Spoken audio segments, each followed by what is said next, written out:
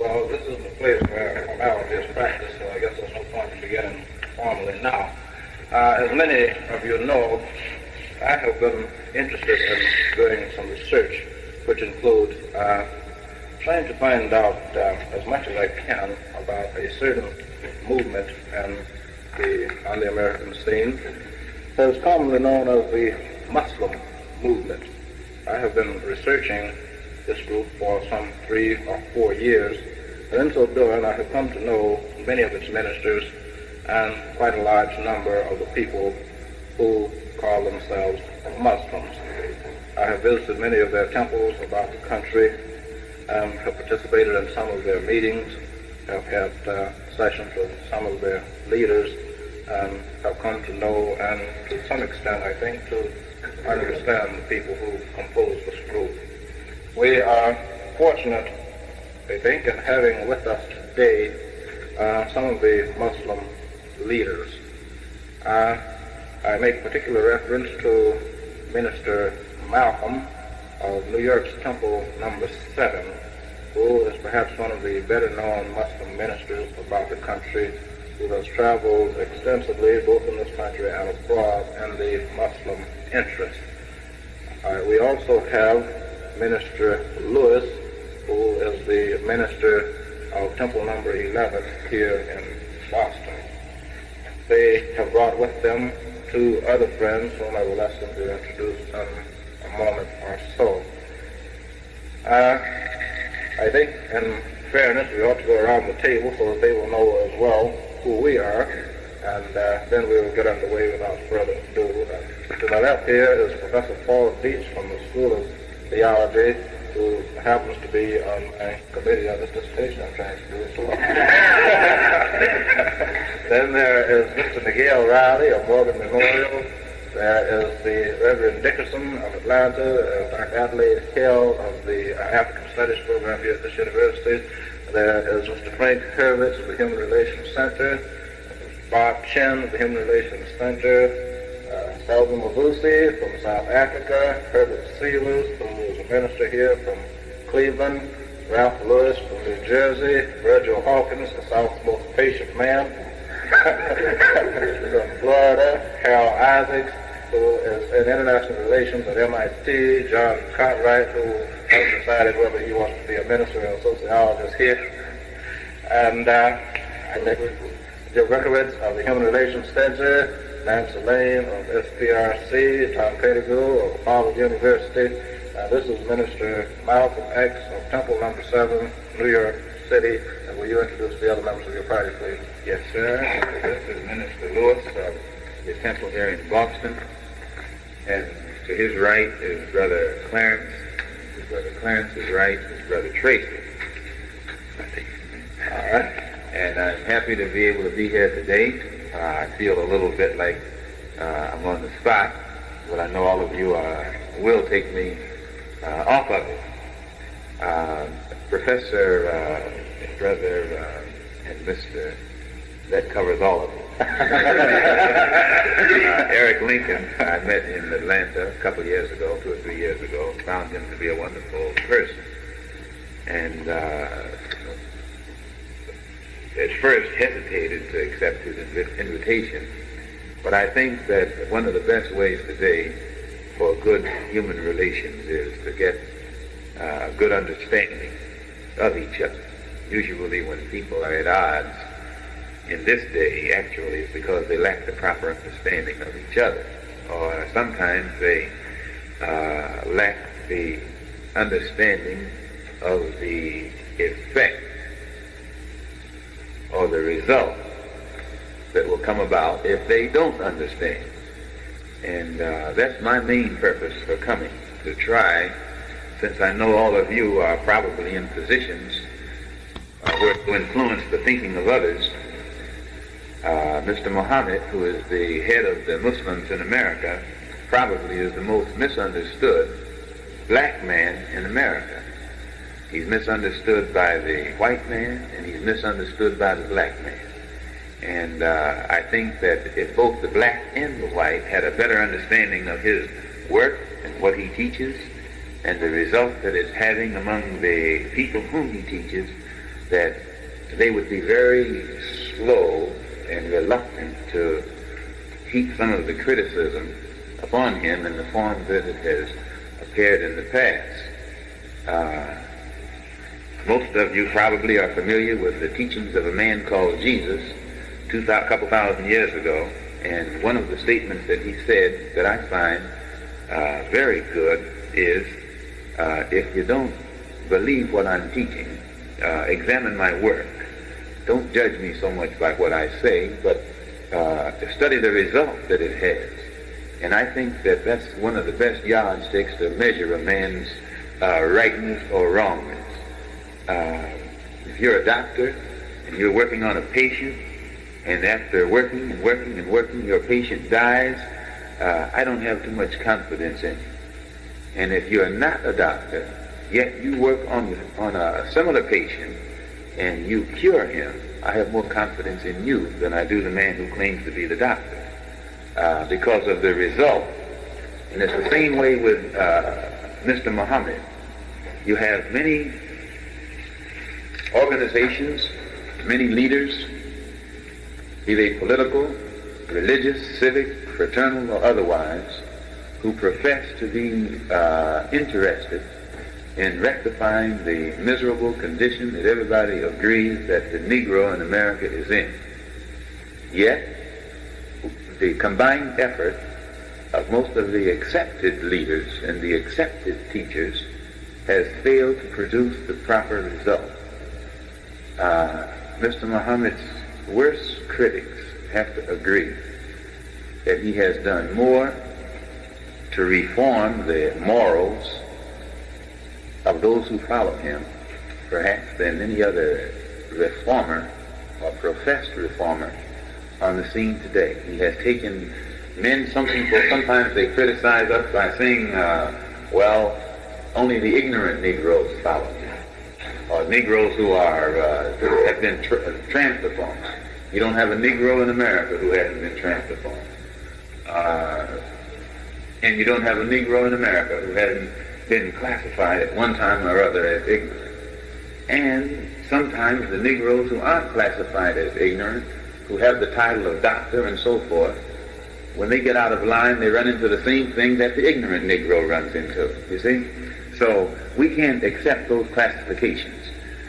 Sometimes they say that the many inmates or convicts or people in prison or with prison records, they're the type that follow him. But I think you'll find that isn't really a criticism. That's a compliment, because if you say that this man is making inmates or men who were in prison stop being thieves, if those are the type who are following him, then that means he's reforming the criminals.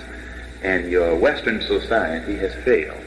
If a man with a criminal record or a prison record can become a Muslim and immediately be looked upon as an honorable person, then in that light right there, Mr. Muhammad has succeeded in doing something that Western society has failed, because for a long time your Western cultures have tried to remove the stigma of a prison record. They say that a man should never be condemned or tried twice for the same act once he has paid the penalty. But yet, when a man goes to prison and pays his debt to society, when he comes out, he's still looked upon as a criminal, and he's blocked right there, double jeopardy. While Mr. Muhammad has succeeded there where the Western or Christian culture or society has failed. When a man becomes a Muslim, it doesn't make any difference what he was prior to becoming a follower of Mr. Muhammad. As long as he has ceased doing that, he's looked upon with just as much honor and respect. He's judged for what he's doing now, not for what he was doing yesterday. And this, I think, by and large, explains why so many men who have been in prison are following Mr. Muhammad. I, for one, I speak for myself. When I first heard of him and became a follower, I was in prison. And I know that if they were to hold that against others following him, it does not show much insight, foresight, and it doesn't show much lack of bias in judging him. These are things that I'm citing to show. Also, they say, in a minute I'll stop and you can ask the questions. I guess that's the way you're going to do it. I'm long-winded, you know. Also, they say that he's a teacher of hate, which is ridiculous because they base their New York Times had an article recently in it which attributed the rise of so-called racism in Harlem to Mr. Muhammad and his followers. One of the Boston papers, I think a couple of weeks ago, called him the Messiah of hate. And frankly, let me tell you right here and now, if I was a white man, I would never let another white man refer to any black man as a Messiah of hate, because it's like throwing stones when you live in a thinner than glass house, if you understand. They referred to him as a Messiah of hate. The New York Times article referred to him as the cause of this racial extremism that's sweeping the country. And actually they base it upon the fact that he says that the enemy of the black man is going to be judged and removed by God. Now, if that is the ground by which or on which or with which or for which they accuse him of teaching hate, then every religion that has ever been on this earth taught the same thing. Because you take your Bible, the New Testament is filled with sayings about how God is going to destroy all non-Christians in a lake of fire at a given point. And although Christians say that God is going to destroy all non-Christians, or praying for the elimination of a whole group of people other than themselves, yet they're not classified as hate teachers. Catholics teach that the Catholic Church is the only church, yet Catholics are never accused of teaching Catholic supremacy. Jews teach that they are the elect, the chosen of God, yet they're never accused of teaching Jewish supremacy. Baptists teach that if you are not dipped or drowned or placed beneath the water, that you can't make it into paradise. Yet, and that Baptists are never accused of teaching Baptist supremacy. Yet now, when Mr. Muhammad comes along and teaches the black man that he's the best, that he's the chosen of God, immediately Mr. Muhammad is accused of teaching black supremacy. You see, it depends on who controls the media of communication and can influence the minds on a mass scale of the people. And all of this shows that they don't even use a good yardstick today to measure whether a man is teaching hate. Also, well, that's sufficient. I hit on those things briefly on the surface to let you know that we are aware of how we stand and where we stand in the public eye and in the eye of most people who are supposed to be studying us. And I hope that in making these opening statements that I haven't started off on the wrong foot. If I speak with emphasis or appear to speak very emotionally, it's not out of disrespect. It's because I feel what I say is 100% true. And I doubt that you'll get anybody who will answer your question more frankly, if I figure you can take the answer, than I. And any way that I can be helpful, good. Thank you, Mr. Lincoln. All right, Mr. Calkins. No, sir. Okay. Concerning that Muslim and Muslim same word, in Arabic you say Muslim, and Muslim is only the anglicized form of the Arabic Muslim. I'll give you a good example. In Arabic, this is the only word I know in Arabic. It's written like this, and actually what you have here is M, S, L, and then the other M. Consonants alone. In Arabic, originally it was written only with consonants. It's a phonetic language. But then there, to the present era that we're living in right now, vowels were added. So that in any word that's written in a language with characters other than the Latin form, when you translate it into English, you can use any vowel that you want. This is why sometimes you see Muslims spell so many Muslim or Muslim, but actually, from this one thing that's written in Arabic, you can write it in English. So usually Western people very seldom ever read anything as it was in its original form. It changes. Sorry to say, but that's true. Now, concerning the Moorish Americans, there was a man named Drew Ali who went to Morocco some years ago and came back and began teaching a form of Islam. And he died or was murdered in Chicago in the late 20s or early 30s, somewhere along, I think it was in the 20s. His name was Drew Ali, Drew Ali, and many of his followers today are following the Honorable Elijah Muhammad. Because the group did continue to exist in the 40s, I know that. That's right. Many of them today are followers of Mr. Muhammad. So, yes, Mr. Malcolm, how in your daily work are some of these goals to be accomplished? I heard you mention you have services.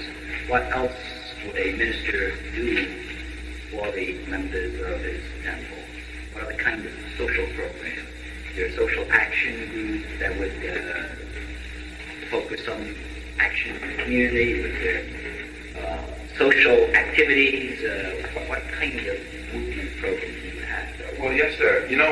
Quietly as it is kept, well, first, Harlem is probably the only community in America that's run by the police, as many people have said. Police in Harlem have more influence than any other group. And they have an intergroup, or they have a community leadership council that's run by the 28 precincts, all of the business, civic, fraternal leaders. Any form of leader attends this council, and they have it at the Amsterdam News office about once a month. And we attend it. We take part in it. We participate in different problems that affect the community or brought up there. At one time, they had some student teachers who had looked forward toward being placed in Harlem. They were teachers at Columbia. They were there, and the same problems that they thought that they had were brought up and ironed out at this meeting. We do participate, and also economically, the ministers of the various temples show the members how to be successful in business, how to establish businesses for themselves, and to operate these businesses, how to patronize their own businesses, and this gives or provides a form of economic independence. As long as we feel that when our people know how to do something for themselves, then that puts them in a category where they don't have to beg, for a job, or they don't have to be in the category of always having to be the last one hired and the first one fired. They put up businesses and they can hire themselves, or they can work for themselves and hire others of their own kind. We also have programs that develop the morals of the members. As you know, Mr. Muhammad is credited with, now, for instance, before I became a Muslim, I smoked 3 packages of cigarettes a day. I was a chain smoker. I would light one off the other, and I couldn't stop. But he showed me how to stop. I stopped. And alcohol, these are some of the curses that really our people suffer from. Alcohol, dope addiction. We probably spent more money for whiskey than any other poor minority group. We are poor, And yet we throw more money away for things that are considered vices than any other group. And he shows us how to conquer these. Alcohol is out. Nicotine is out. Dope addiction. Many of our people suffer from dope addiction, drug addiction. And this brother right here was a drug addict. I'm not putting his business in the street. He was a dope addict in an institution. And they couldn't cure him in that institution. And those of you who are familiar with drugs, you know that no institution has been set up in this country that has yet been able to devise a cure for a man who is a drug addict. And this brother came to the temple and heard the teachings of Mr. Muhammad and became cured of drug addiction in one night. Has never in any way had even a taste or an urge or a desire to go back in that life since then. We have many of our people across the country who are in that category. We have people who were all forms of what you might call social outcasts, that in teaching them that which gives them pride, self-pride, that self-pride automatically makes them want to be somebody and live up to that picture of themselves. And the reason most Negroes, or many Negroes, fall victim to these vices is they're so disillusioned with the picture of themselves that the white man himself has painted. Please, I don't want you to think I'm being hard on the white man, but he is the one absolutely that's guilty for the condition that the Negro is in, whether it's a mental condition, social condition, political condition, religion, whatever you have, whatever condition you find that exists among the Negroes, the white man is responsible. And that doesn't mean that the Negro should be completely exonerated for being in his condition, but you blame not the pupil, but the teacher. And all we know is what we've been taught here by him since he's been brought here. Could you describe the differences and similarities in many of these respects between yourselves and, on the one hand, the Garvey movement of 30 years ago and the Lawson nationalist movement of the party? First, Mr. Lawson. When people speak of the Lawson nationalist movement, or the movement of which Mr. James R. Lawson is the president, this writer here, he used the word amorphous. Amorphous? And I didn't know what the word meant. Frankly, I had never come across it before, but since it was in reference to Mr. Lawson, I was eager to know what he meant. I looked in the dictionary and it said it's something that exists in the mind. And that's actually the best description that I can give for not Mr. Lawson, but for the United African Nationalist Movement. It doesn't exist. When you see Mr. Lawson, you see the movement. And this is really true. And this is no knock at him or criticism of him. I think if a man can do that, he should be given credit for being quite skillful. And so when you speak of the United African Nationalist Movement, I couldn't pass a comment on it because it doesn't exist. I think Mr. Lawson is a man of many talents. That's my opinion and impression of him. That doesn't criticize him, knock him, or condemn him. He's a man of many talents. Now, the Garvey movement made a great impression, if you recall, on the Negro masses. It didn't make the impression on the so-called Negro intellectual, or the Negro of the, what they call higher class. Because those Negroes don't want to be impressed. Believe me, the Negroes who usually get in that category, their greatest desire is to sit down at the table next to you, or buy a home next to you, or marry your daughter, or somebody else whom you have in your family. And so the Garvey movement could not appeal to that.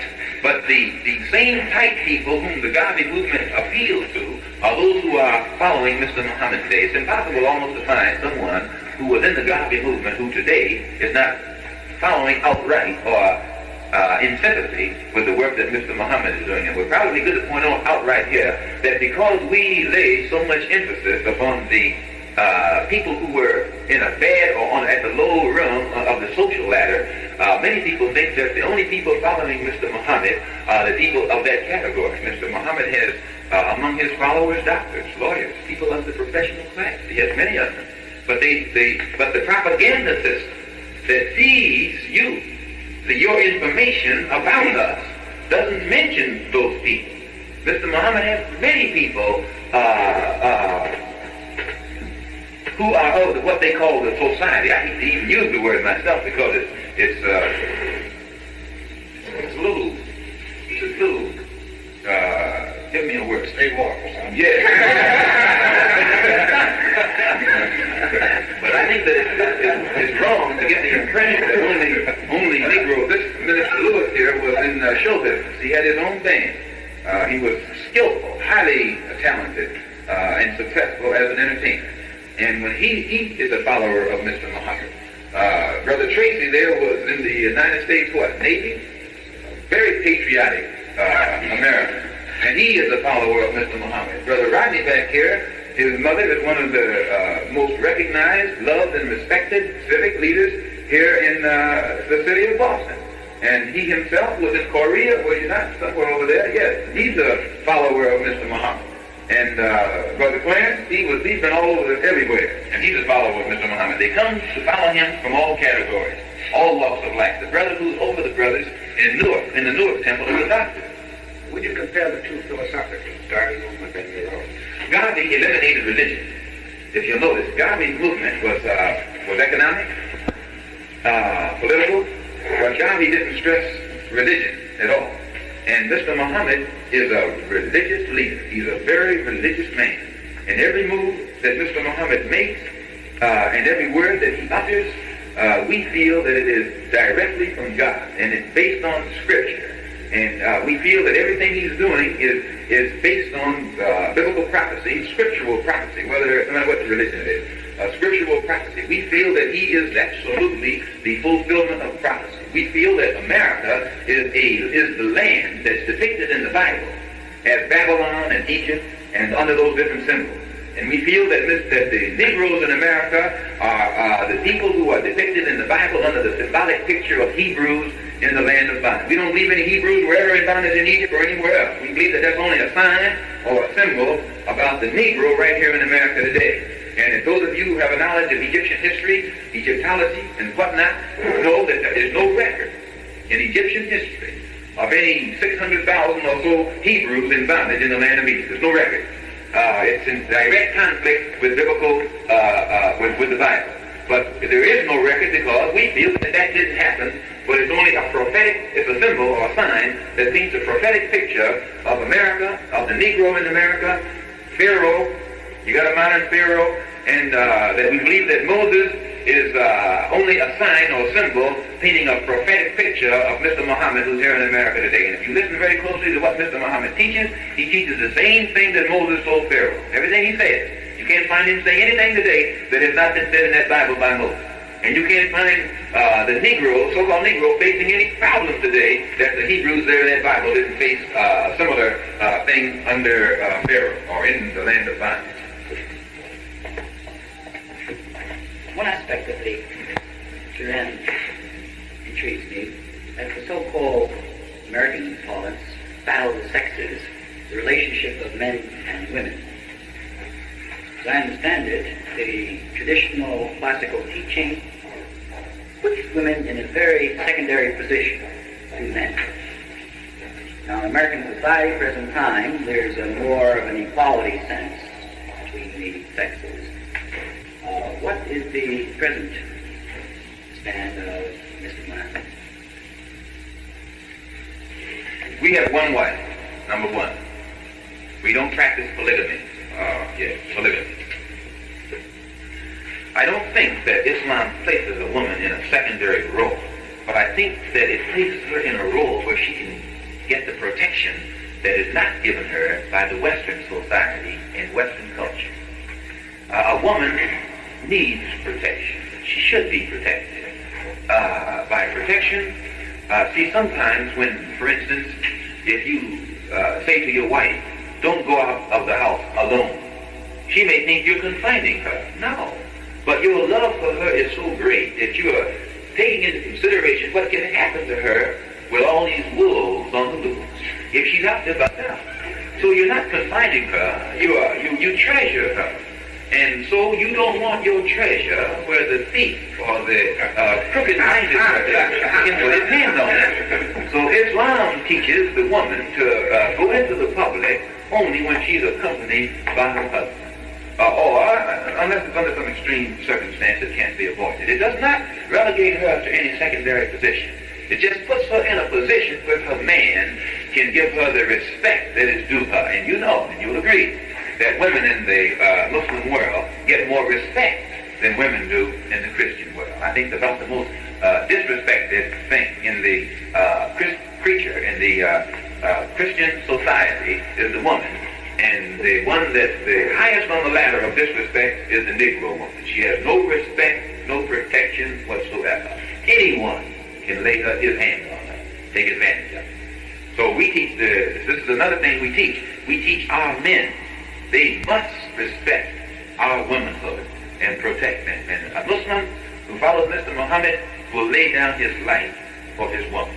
And that's something that is known. That's part of our religion.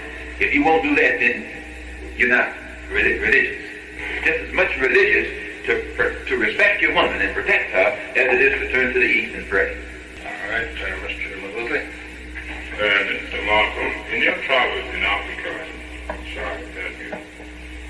a bit off.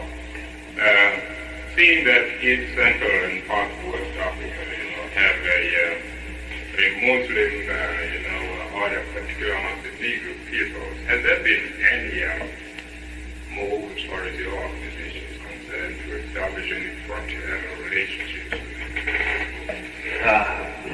One of the rewards, I would say, of my life was when I had a chance to visit Africa last summer and see the love that the African people have for the black people here in America.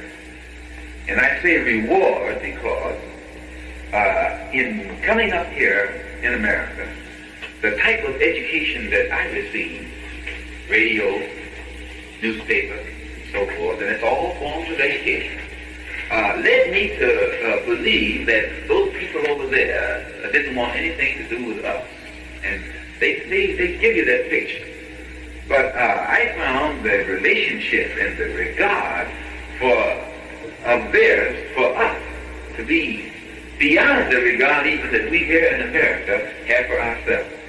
And as I was in Egypt and Sudan, which are Muslim countries, period, and in Nigeria, which is predominantly Muslim, and in Ghana, which has also many Muslims in it.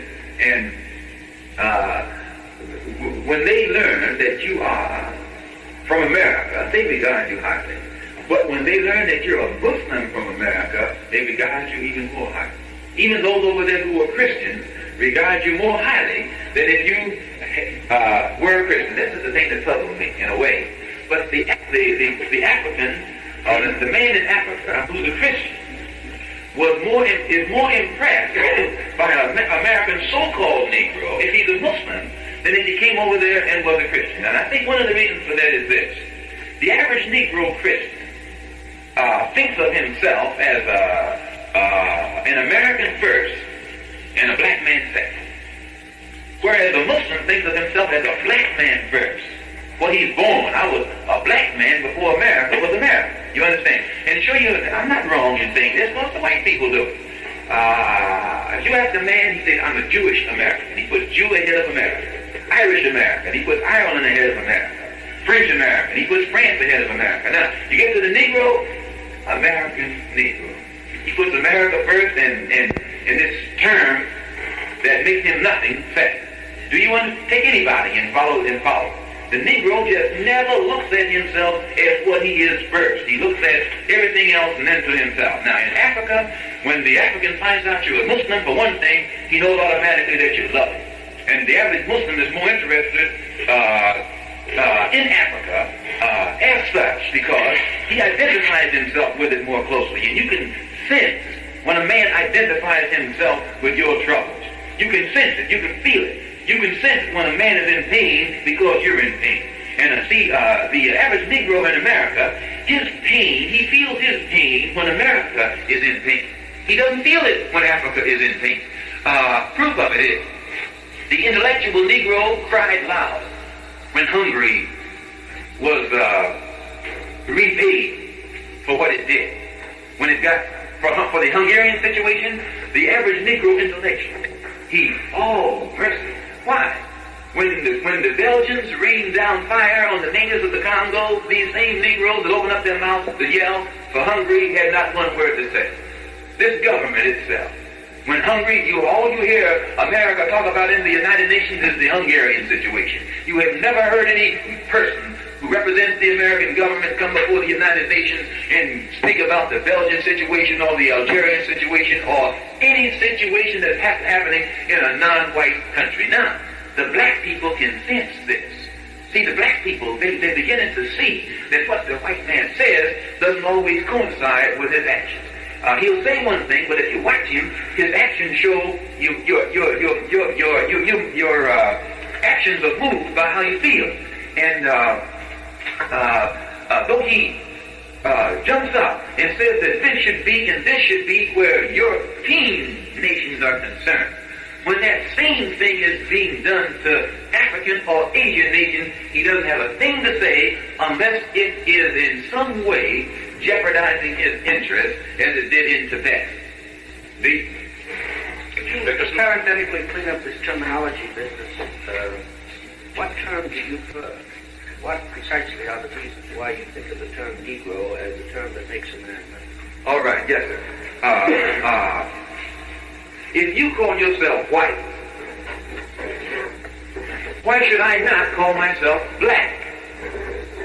Why? Because you have taught me, and I say you, I don't mean you as an individual, but you, plural, have taught me that I'm a Negro. Now then, if you ask a man his nationality, and he says his nationality is German, that means he comes from a nation called Germany. If he says his nationality is French, it means he came from a nation called France. The term that he uses to identify his nationality connects him with a nation, a language, a culture, a flag, an identity.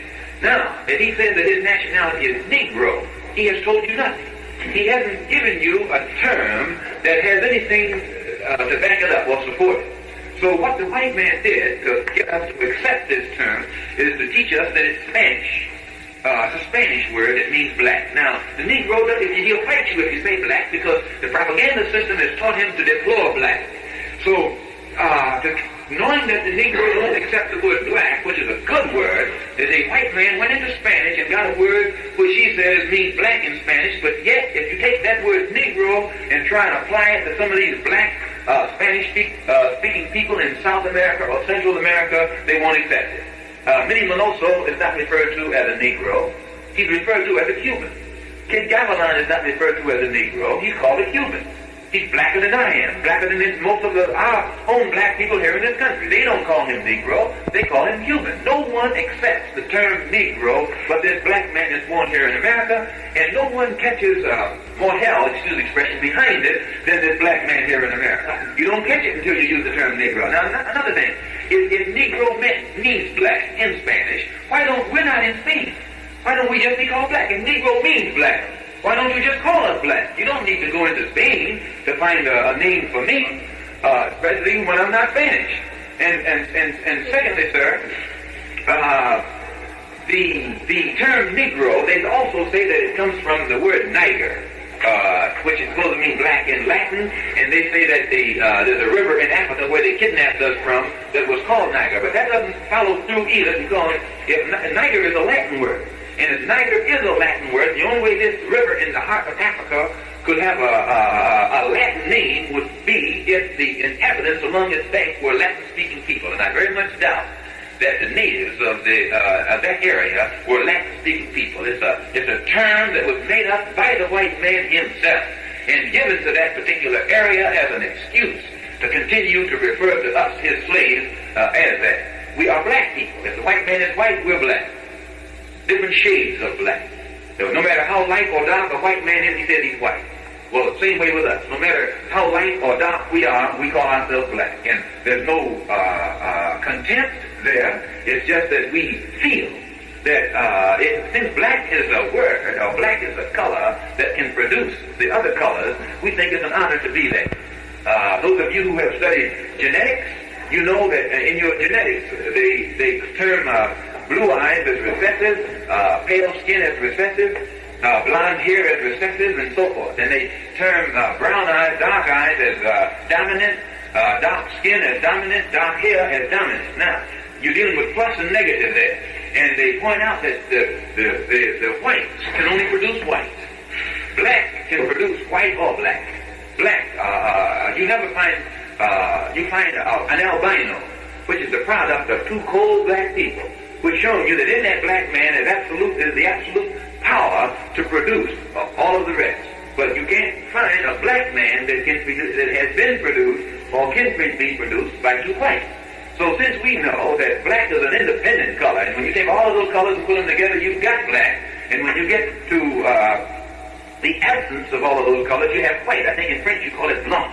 And in Spanish you call it blanco, which is related to the English word blank. That means the lesser or the least.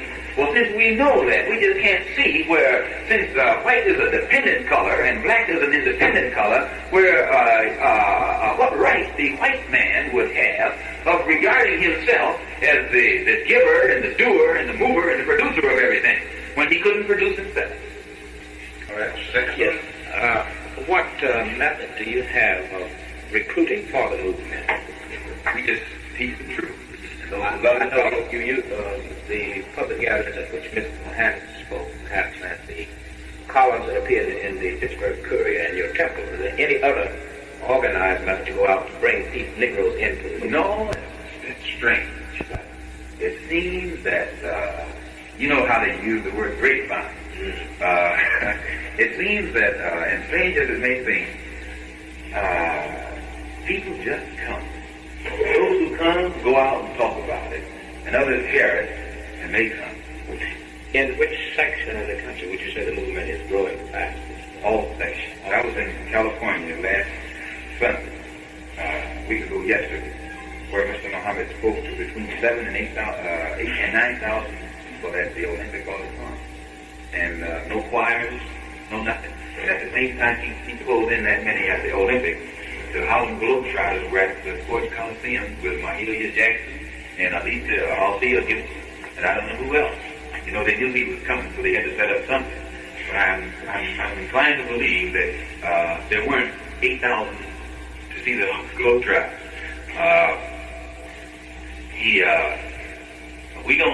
We haven't used any, what you might call, I don't know what you would call them, but he writes in the Herald Dispatch, and people write about him, and so wherever he goes, those who are interested come out. And what he teaches or says is so frank and raw, you don't have to interpret it, it speaks for itself, that people just go for that. Plus, you know, our people, I think it was rightly phrased in the New York Times when they said that our people are tired of legalism, and they don't understand that legalism. I guess by that the writer meant that all this going to the courts to get a chance to vote or a chance to go to school and things like that, they're tired of that. The Supreme Court had a decision, I don't know, 7 or 8 years ago, and they still aren't, you know, they haven't backed it up. Eisenhower should be ashamed of himself. Here he'll talk on every problem that faces the government, and he has not one time opened up his mouth on the question that we're faced with. He just shows you that he's not for it. Because if he had a little bit of pro in him, he'd show it in his action. But he's so minus, so negative on that black issue that he doesn't open up his mouth unless he's prodded into a corner, and then he speaks with a squeak. Yes, ma'am. I want to go back to my original question about the Moorish Americans. I want to ask you specifically what it is that you think this movement has that the Moorish American movement did not have. Truth, Mr. Muhammad. Well, Mr. Muhammad, Mr. Muhammad is the magnet that today is drawing the black people toward him. He absolutely himself is the magnet. His actions are that which the people love. He carries himself in such a way that no one can get anything on him. So you see, most leaders they can find fault with. The charges that they place against him are charges that Negro masters don't even listen to. Hate, they don't. They say, well, if he's teaching hate, he should. As much hell as we've caught, somebody should teach it. And they also know that anybody who has caught as much as we have from the white man, if we don't hate it, we never will.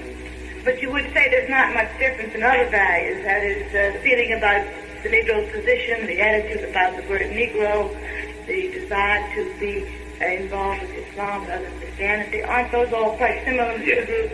It's just a personality, you'd say. Yes, the personality. He is the noble Drew Ali was not the man. He was a forerunner. But he spoke about the man was coming, even Godly himself spoke. He said, I'm not the last one. In Godly's teaching, he said there's someone that will absolutely do that. And they deported Godly. They can't deport Mr. Muhammad. He was born here. And if they did deport him, they'd have many to deport. How many members are there here? That's hard to say. That question has been asked in more different forms, and many different answers have been given. Whoever is in a position to tell you how many there are has not said, and whoever has said is not in a position to say. Could I ask you say it's growing everywhere. Is it growing as fast, the movement, in the southern United States as it is in, I know that you mentioned particular cities, Chicago, Boston, New York, Los Angeles. Yeah, but all these are northern or western cities. How does the growth of the movement in the south? In Atlanta, Mississippi. We have Temple, Mississippi, Jackson, Mississippi, New Orleans, Louisiana, Charlotte, yes, all down in the Carolinas. We have Florida, and we have temples in Jacksonville. One of our fastest growing temples is in Miami. In fact, we have two in Miami and Tampa, everywhere. Mr. Muhammad himself is from Alabama, Georgia. Well, How does a person become a minister? Well, he teaches them and prepares them and qualifies them. Then they go up. There's no training institute or seminary or Islam institute of some kind. There's the University of Islam, but the ministers are not what you might call trained or qualified as that. That's for our children. When a person becomes a member of the movement, does this mean that he is no longer identified with a particular church? He is, here's how we look at that. We don't look at a person, at a so-called Negro, as a Baptist or Methodist or something like that. If you and I were in Mississippi right now, not Mississippi, let's take Boston, because you don't have to go to Mississippi. I used to live here in this city, and it's got the same thing here that you got down there, but in a more skillfully camouflaged way. If I ran into some embarrassment, it wouldn't be because I was a Muslim. It would be because of this. If you ran into some embarrassment, it wouldn't be because you are a Baptist, but it would be because of your skin. Likewise. So we look at our work, we forget the religious differences, political differences, fraternal differences, and come together on the ground that we're all on face to the same thing. We have many members of the Temple of Islam who still function in various churches. They function in the various fraternities and various other groups. And we have many Masonic followers, because usually a man who is a Mason, he understands what he has. He realizes the value of Islam. But if he doesn't understand what he has, he just doesn't know the value. It's like taking a stone, and because you don't know where it goes, you throw it over somewhere in the rubbish heap. And if you ever get to your house, anywhere near a building, you have to go back and get it. And it's the same way with the Negro who rejects or opposes Islam. It's only because he doesn't understand. But any of them who understand, they are not enemies for them. Mr. Stevens, Minister Riley, does your movement maintain any official liaison with the Christian Church through many unofficial relationships, apparently through members of your movement and members of the Christian Church? Well, we hold lectures in many Christian churches across the country. In Georgia, at the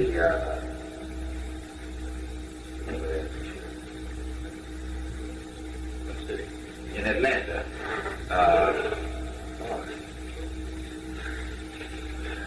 Williams, his name is Williams. Yes. We've been in there, Reverend Williams, very nice man, very intelligent. Chapel Church, Powell Church there in New York. They're not hostile toward us, because we're not hostile toward them. I think if the average Negro preacher spoke his mind, he could tell you that, yes, I know what they're saying is right. By the way, one very prominent Negro preacher here out in the Boston a few years back, I wouldn't put him on the spot, but he said that Islam is right. He said, but if I try to teach it in my church, they throw me out of it. And that was quite indicative of why. He said, yes, I know it's right, but I couldn't teach it in there because they throw me out of it. Meaning the congregation didn't understand well enough to accept the truth. So they wanted to be, what do you call it? They wanted to continue to go under what they were wanting to do. Yes, is your movement attempting to cooperate with the many Negro churches? Yes, sir. As far as they are, and they work towards the liberation. Yes, sir. Any church or fraternal group that's interested in bettering the moral, the mental, the social, and the economic condition of the so-called Negro, there we are 100% in agreement with them. We are not trying to sell the Negro on this pie in the sky after you're dead. We don't bring that in. But, see, the difference between us and the church, I imagine, has been this.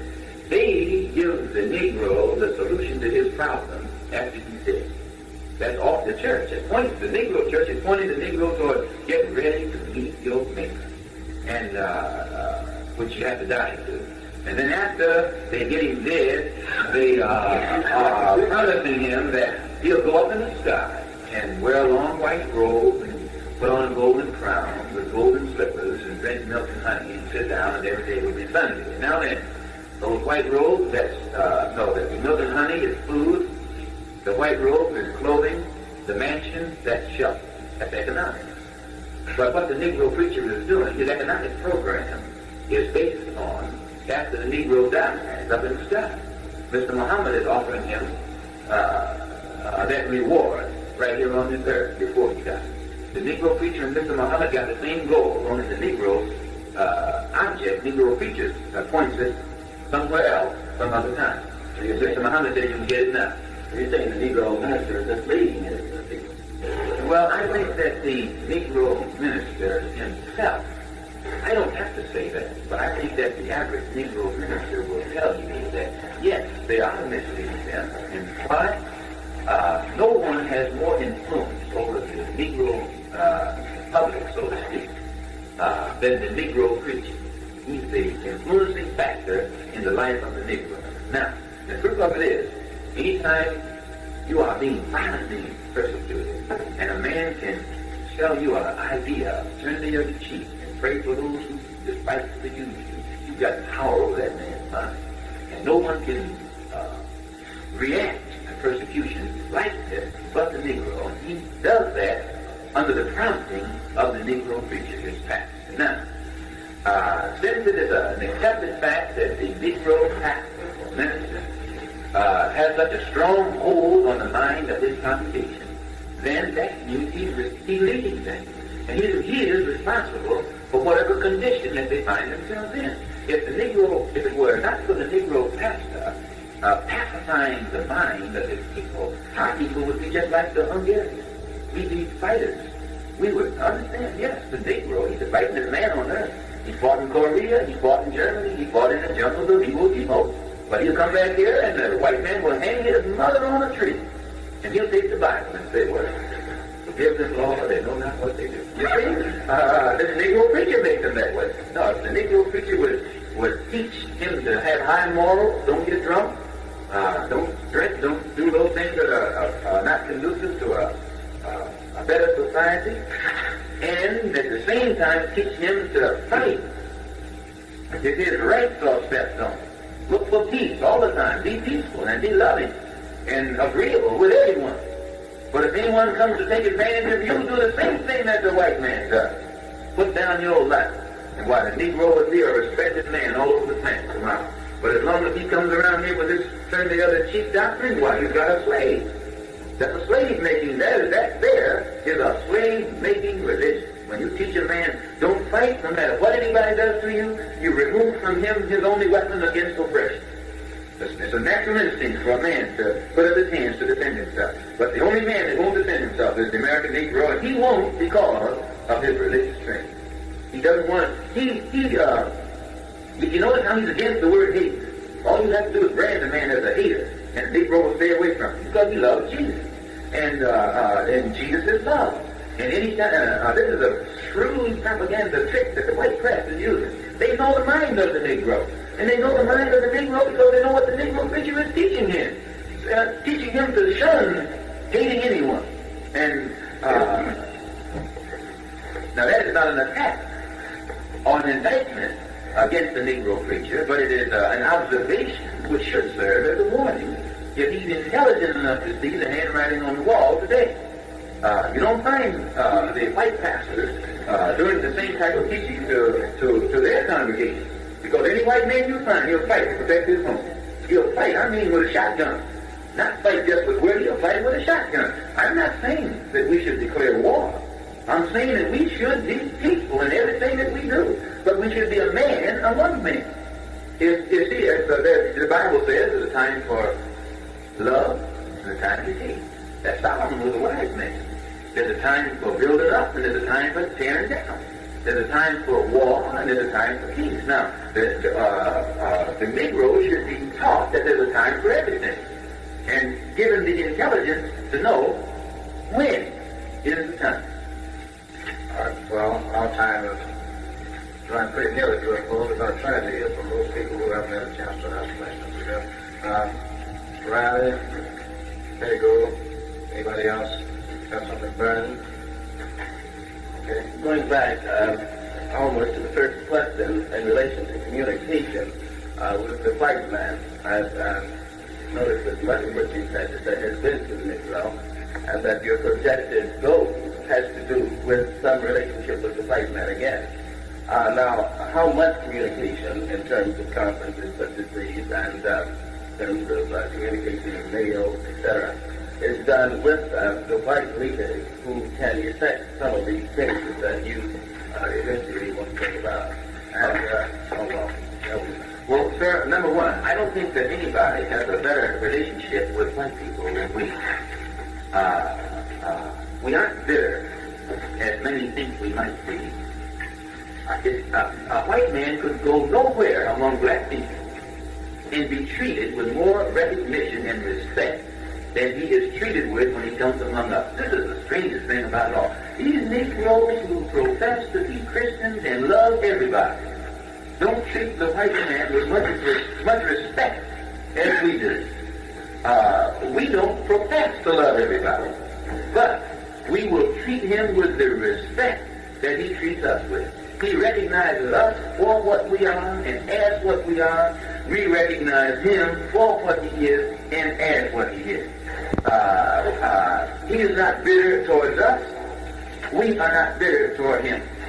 White people who know that I'm a Muslim, know what I have been taught, know what I in turn teach, never at any time have ever acted toward me with any hostility, but I have seen them act toward Negroes who love them with contempt and hostility. So, with that understanding, and I think that this is the key to the whole problem, because if the Negro would stop looking to try and win the favor of the white man, but be himself. Just go ahead and be whatever you are.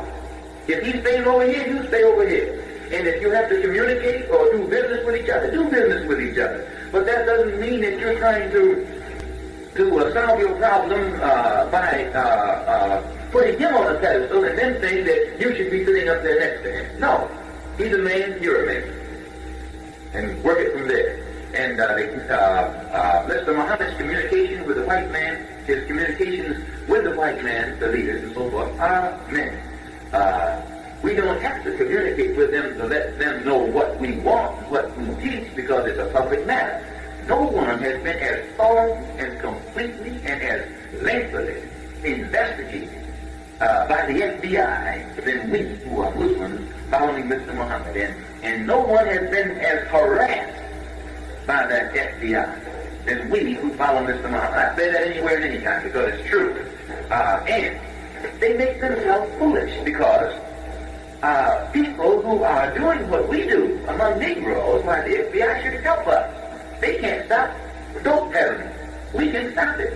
They can't stop juvenile delinquency. We can stop it.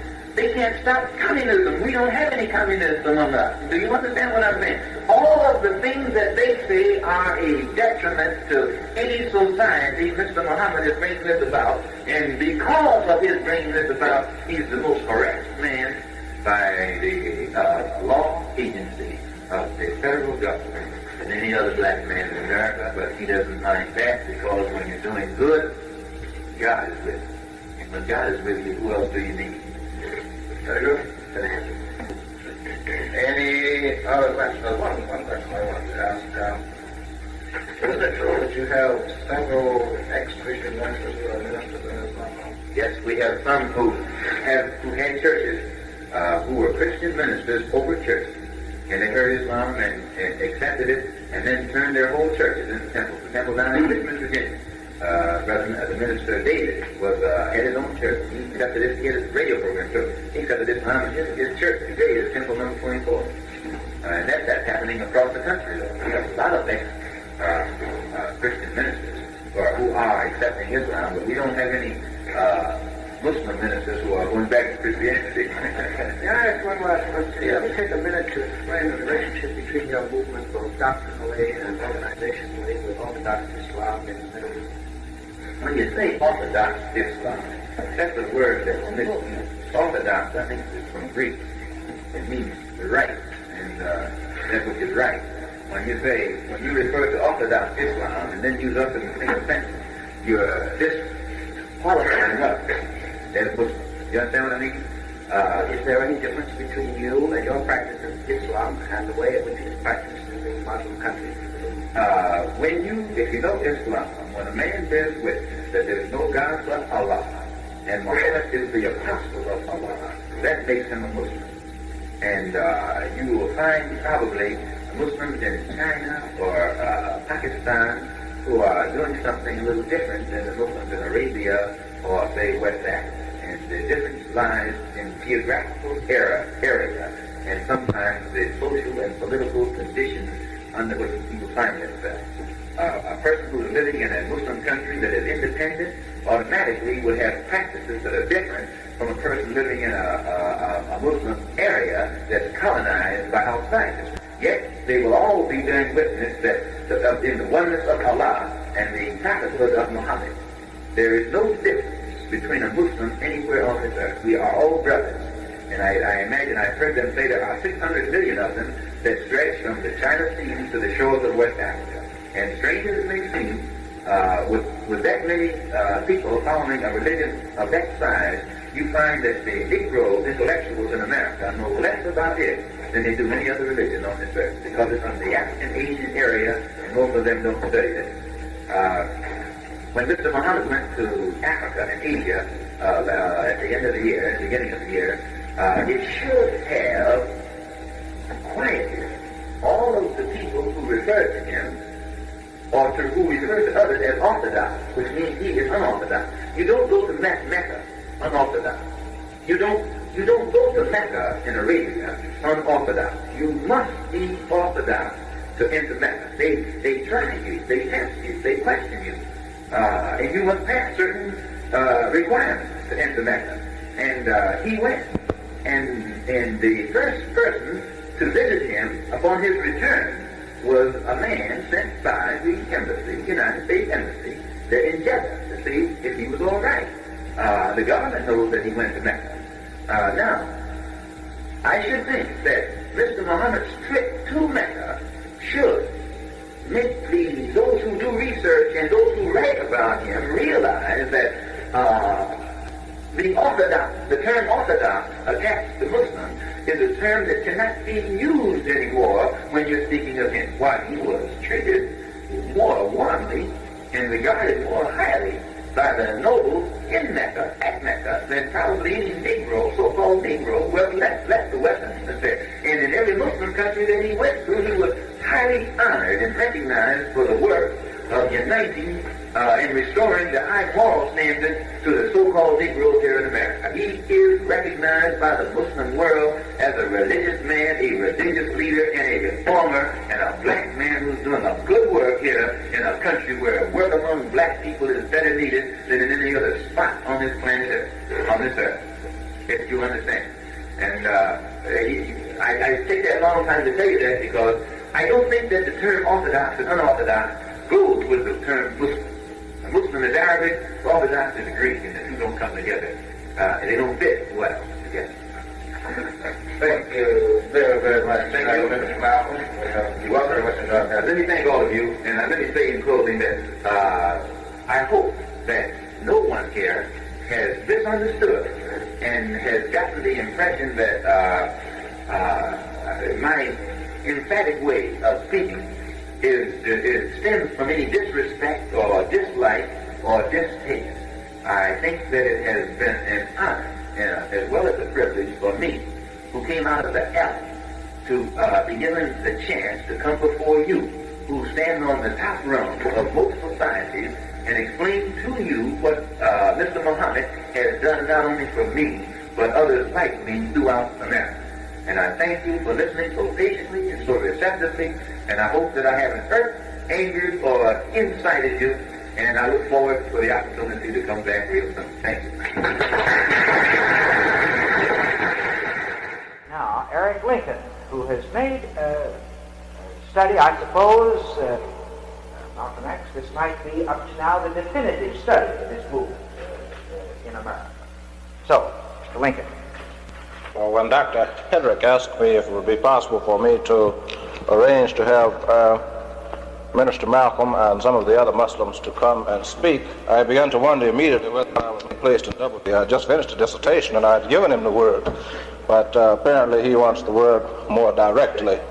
So we were fortunate. I contacted Minister Lewis, who is the minister of the local Muslim temple, and we were fortunate in being able to get Minister Malcolm to come and to speak this morning.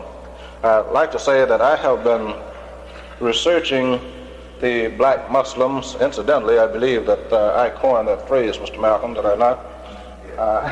I have, so Harry Ashmore must have been reading somewhere. I have been researching them for about 4 years, and I have had some very extraordinary cooperation from the Muslims and from some of their ministers.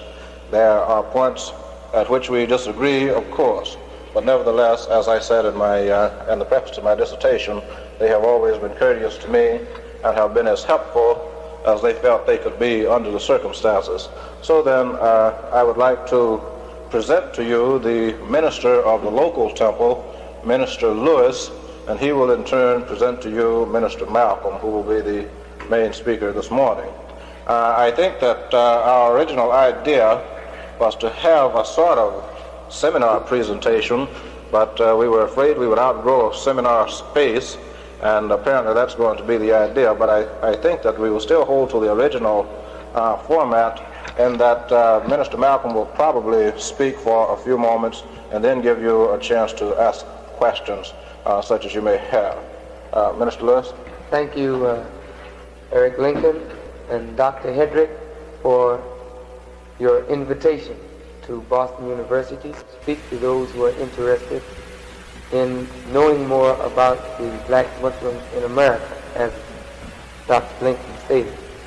At this time, I would like to turn the rostrum over into the capable hands of the spokesman for this afternoon or this morning, who will speak for myself and the Muslims in behalf of our leader and teacher, the Honorable Elijah Muhammad. So at this time, it gives me great pleasure to present to you, introduce to you, Minister Malcolm X of Temple Number 7, New York City. Minister Malcolm.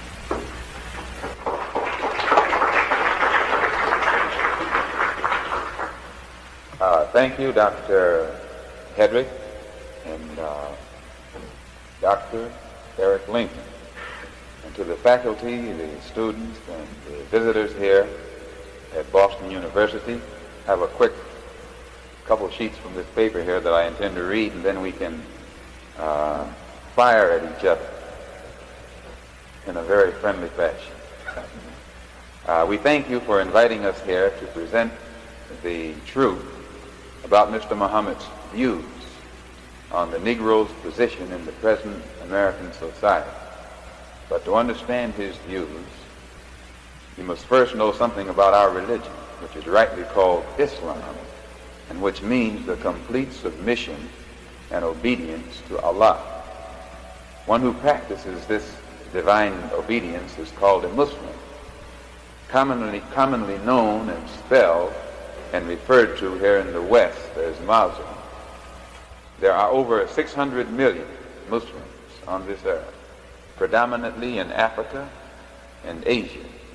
And we here in America, under the divine guidance of Mr. Elijah Muhammad, are an integral part of the vast world of Islam that stretches from the China Seas to the sunny shores of West Africa. A unique situation faces the black man here in America because of his unique condition.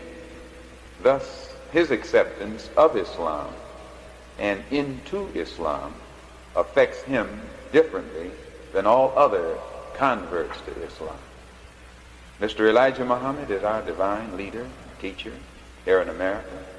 He believes in and obeys God 100% and is teaching and working among us to fulfill God's divine purpose. What is God's purpose? God's purpose today, just as it was in biblical days, is the complete separation of the so-called Negroes from their slave master. As the Bible says concerning today, let every man be under his own vine and fig tree.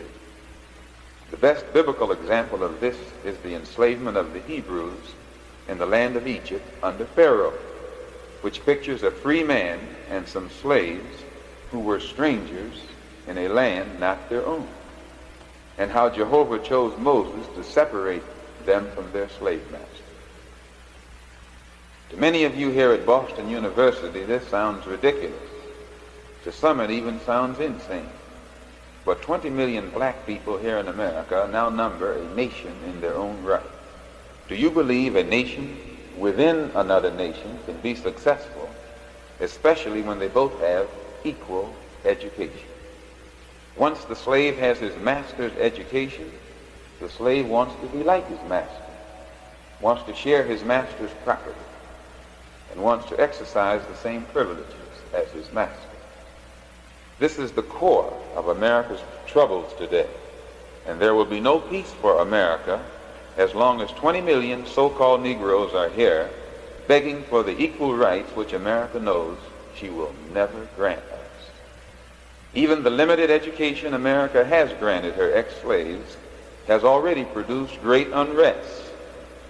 And Almighty God says the only way for America to ever have peace is for us to be separated from her. And therefore, Mr. Muhammad teaches us that we must have some land of our own. If we receive equal education, how long do you second-class citizens?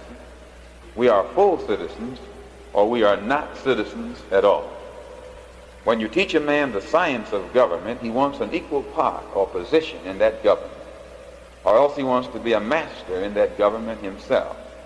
He demands equality with his master. No man with equal education will serve you.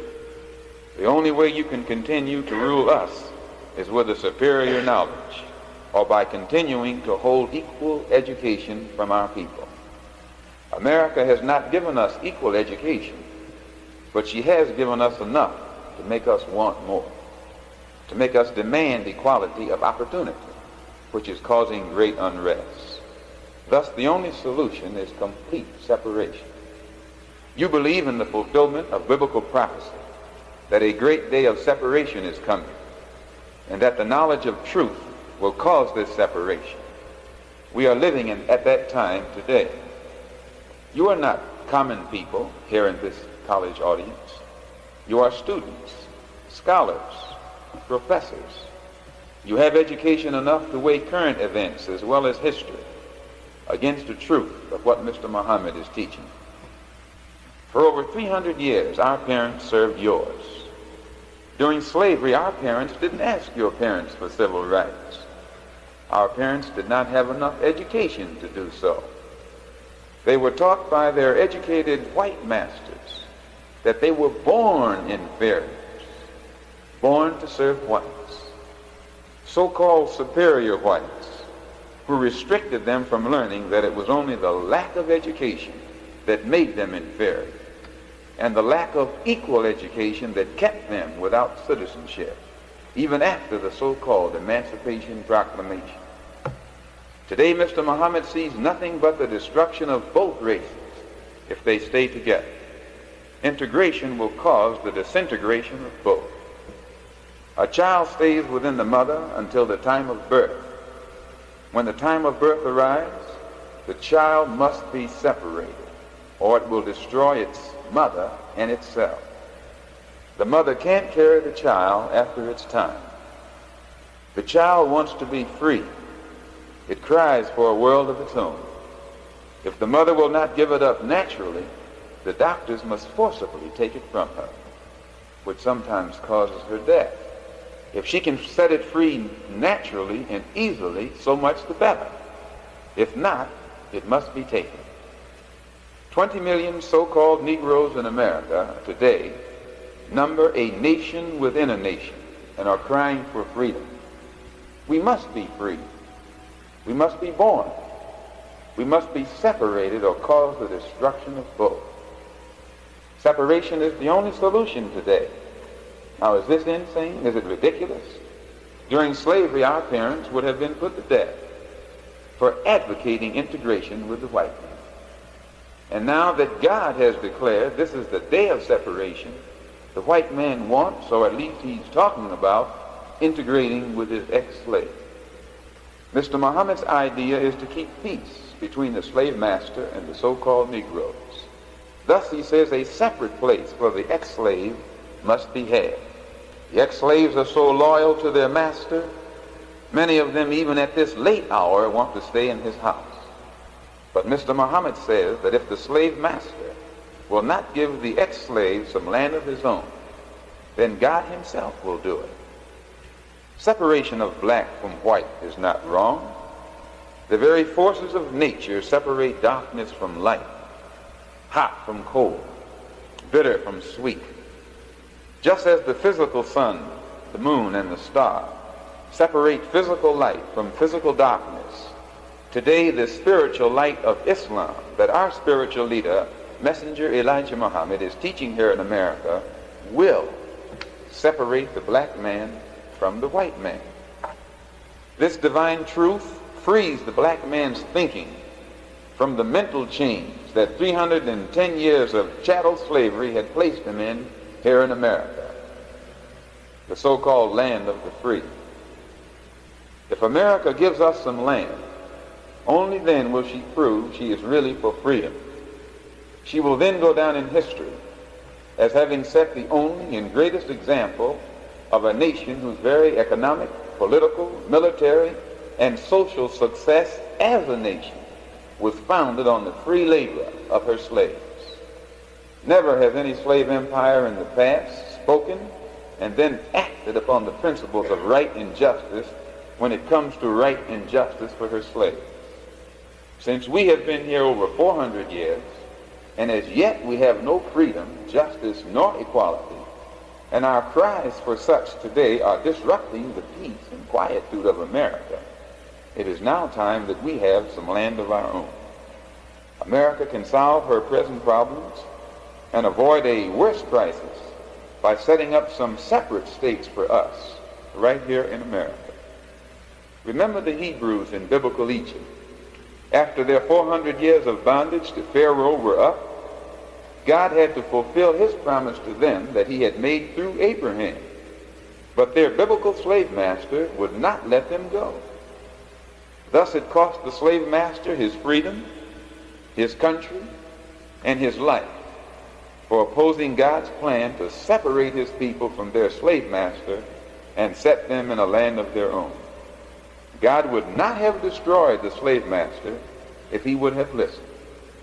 But just as America is today, the biblical slave master Pharaoh was also too rich, too strong, and too proud to listen to Moses, whom they contemptuously looked upon only as an inarticulate ex-slave.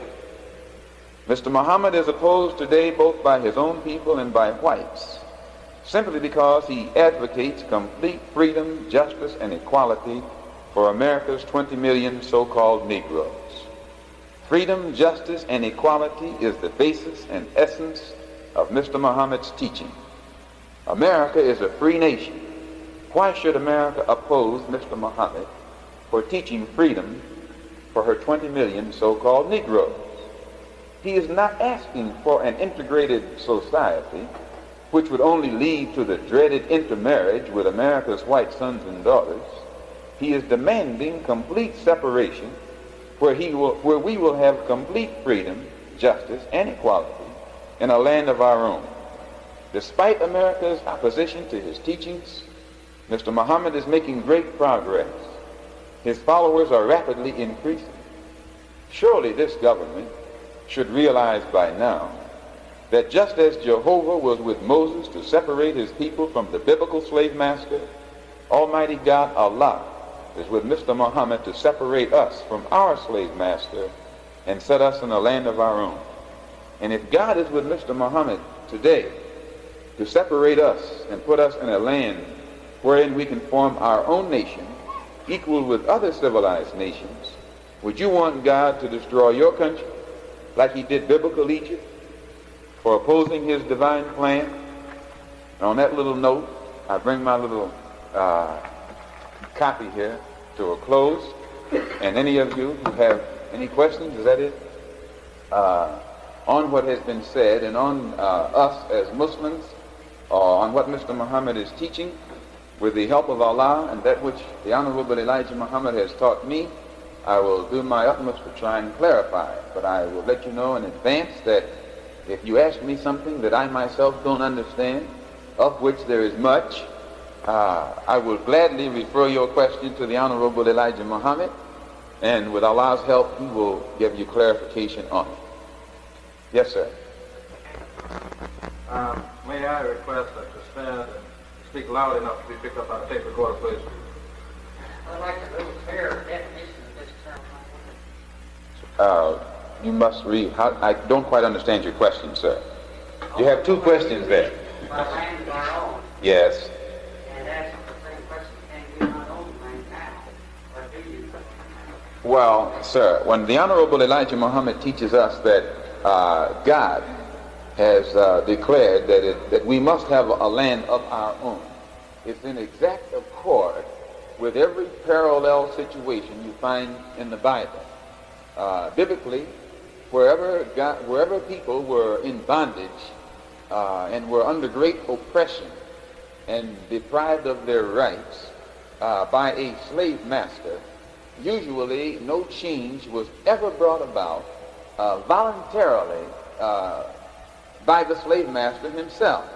God always had to take a hand, and his method of operation biblically was to separate the slave from the slave master and put them on some land of their own where they could serve him. If the slave master let them go, good. He was given what you might call a reprieve. But if he tried to oppose God's plan of separating them and putting them on some land of their own, then God would destroy them. One time it would be maybe with water, with fire, or something, with elements. And the Honorable Elijah Muhammad teaches us that that's the same situation that America is faced with today. And learned people such as we have in America should know that better than anybody. This is a Christian country based upon the Bible. They are the ones who taught the Bible to us. Now, if in this religion, or in this religious teaching, which has all of these biblical stories or biblical examples, if America as a Christian nation uses these histories of biblical nations as a criteria or yardstick or a guidance, then she should see that the modern counterpart, what part she would play if there is to be a modern counterpart. No time in the Bible do you have an instance where God would come and just ignore the fact that one man had enslaved another. Do you understand me, sir? The Honorable Elijah Muhammad teaches us that there is parts of the Bible has been tampered with. And when I say tampered with, it is not now as it was in its original form. And that part of it that is divine, we accept it. And that part of it that is not divine, we don't accept it. We just don't accept it because it's the Bible.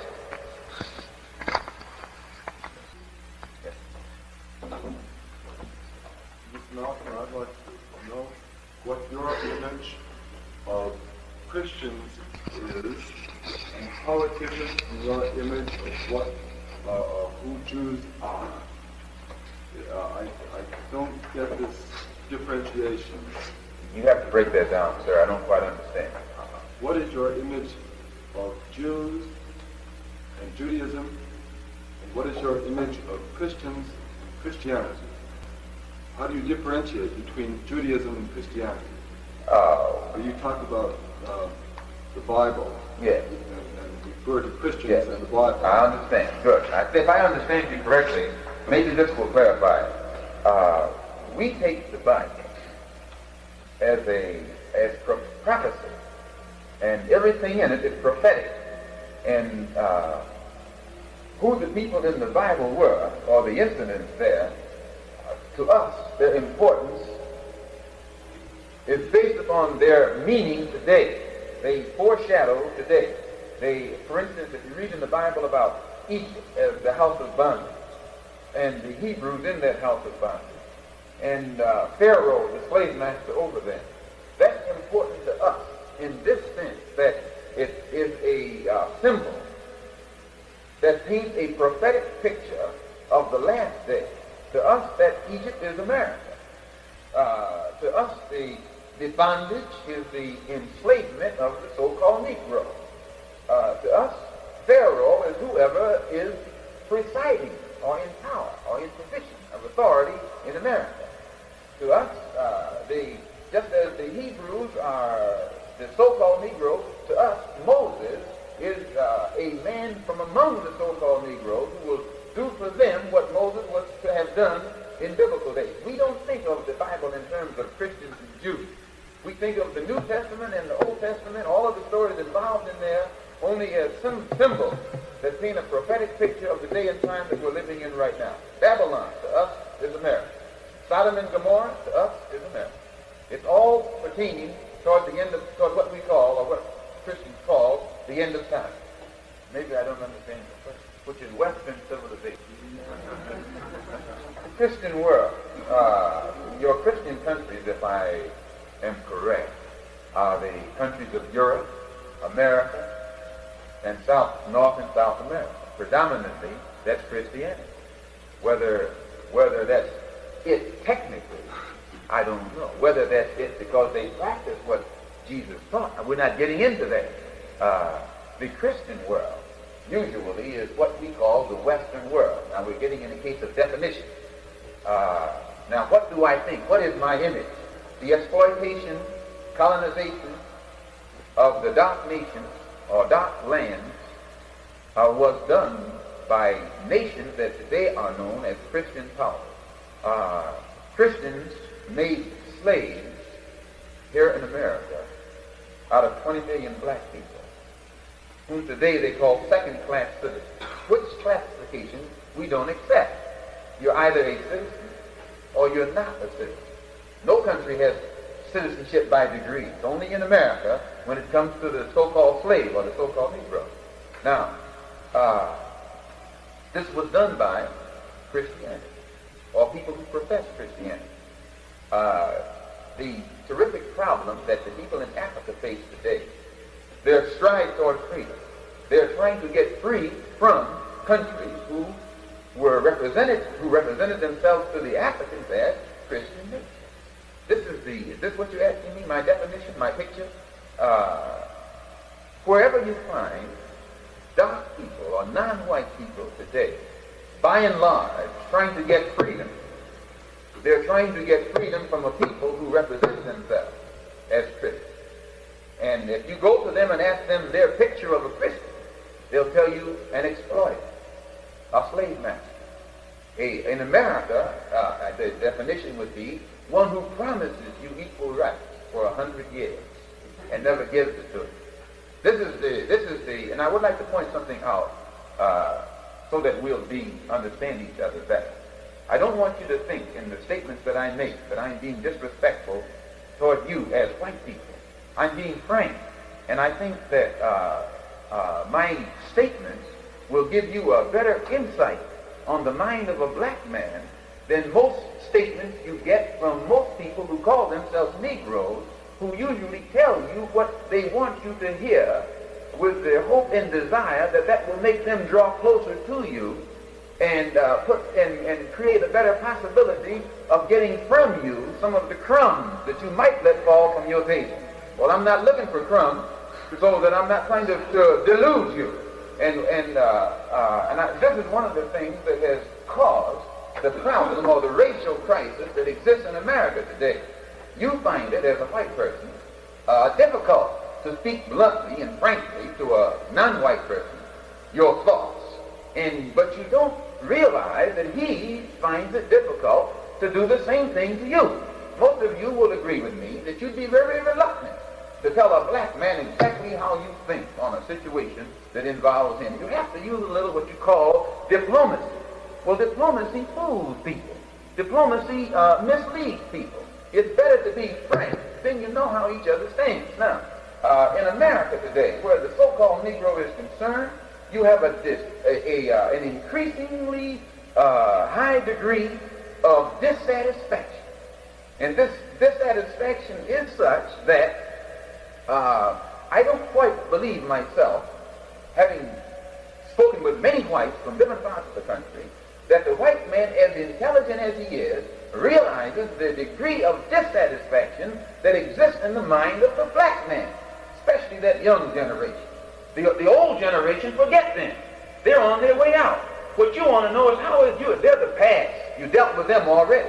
But the only way you can deal with the man who's coming, the only way you can prepare for the future is to know how is the thinking of the man, in the mind of the man that you have to deal with in the future. And you're only being fair to yourself. When you go to a black man today and don't judge him or call him anti-white just because he tells you what he thinks. He's not anti-white because he tells you what he thinks. He's not anti-American because he says America made a slave out of his father. He's not anti-American because he says that America won't give him civil rights or won't accept him as a citizen. That's not anti-American. And as long as you concoct these terms and place them on people, what you're doing is people who would speak out, they don't speak out. They keep it in their head and wait for a moment when they catch you other than in the position that you now are, and then it's too late for you to do anything to correct the nasty situation that has already existed for too long. Yes, sir. 1,000 questions. I'll try to take them one at a time. Just one little item I'm curious about. You always refer to the so-called Negro. Yes, sir. Why? Glad you asked that. Because that's one of the primary ingredients in the problem. When you ask a man, number one, how did we become Negroes? Why do you call us a Negro? How long have we been called a Negro? And where did this term originally come into existence? How long ago? If you ask a man his nationality, the man will tell you that he's from Germany.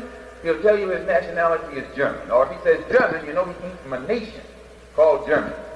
That identifies him not only with a nation, it identifies him with a flag, it identifies him with a language, it identifies him with a culture, it identifies him with a history. It makes him somebody. It gives him an identity. If you ask him his nationality and he says French, immediately that connects him with something. If he says his nationality is Chinese, that connects him with something. Now, when you come to him and ask him his nationality and he says Negro, what has he told you? Nothing. He has told you that he does not know what nation he came from. He doesn't know what language his ancestors spoke, his mother tongue. He has no knowledge of his history. He has no flag. He's completely something that he has been made. He's an artificial thing. And proof of it is when you ask him and he says Negro, if you ask a Chinaman and he says Chinese, he'll give you a name that's Chinese.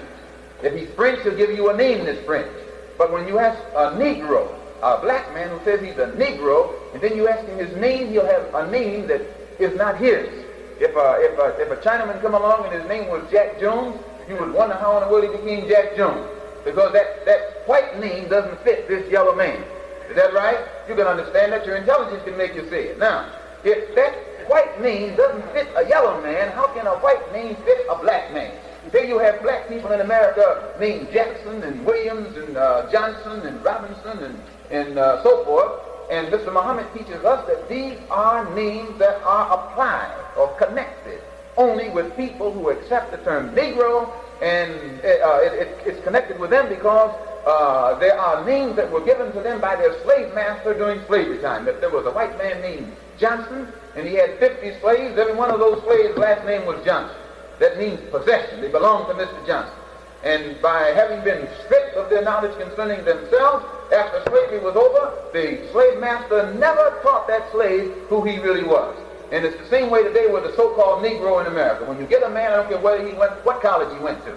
If he's a black man and he still looks upon himself as a Negro, he's only a product of slavery.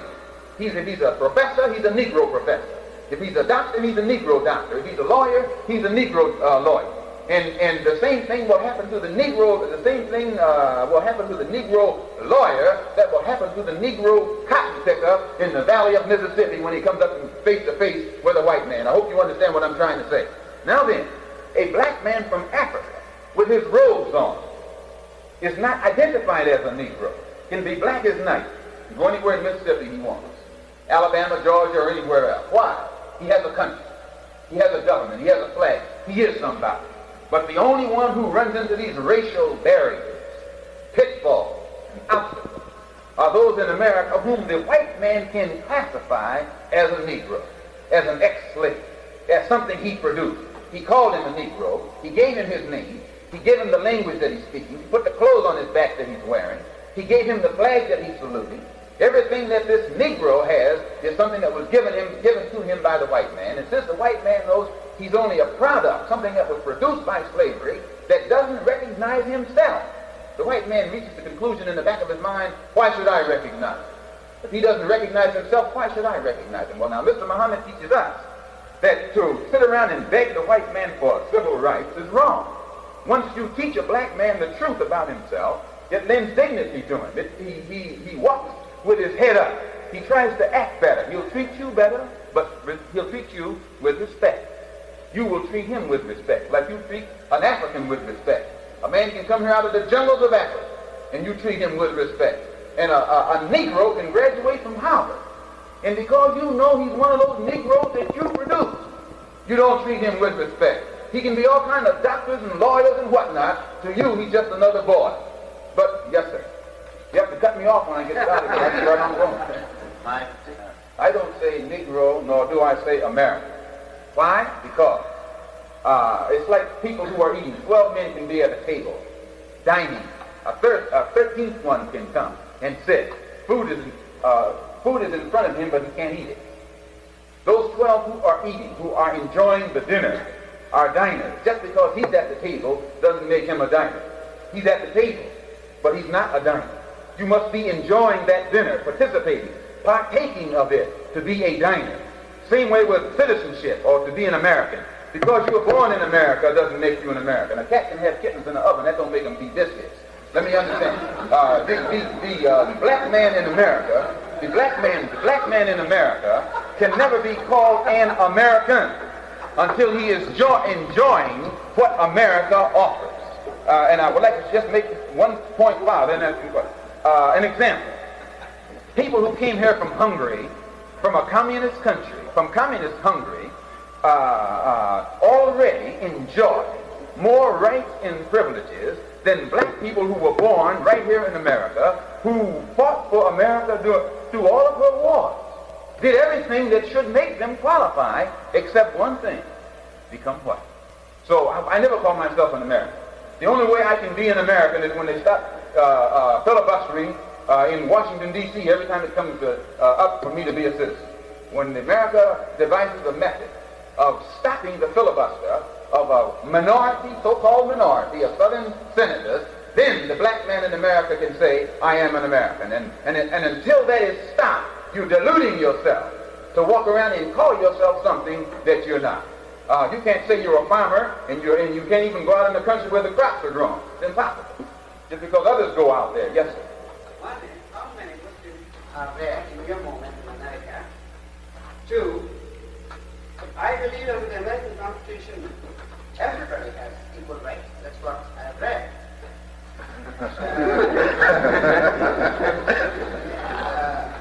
The inalienable right to life, liberty, and pursuit of happiness is for all. Yes.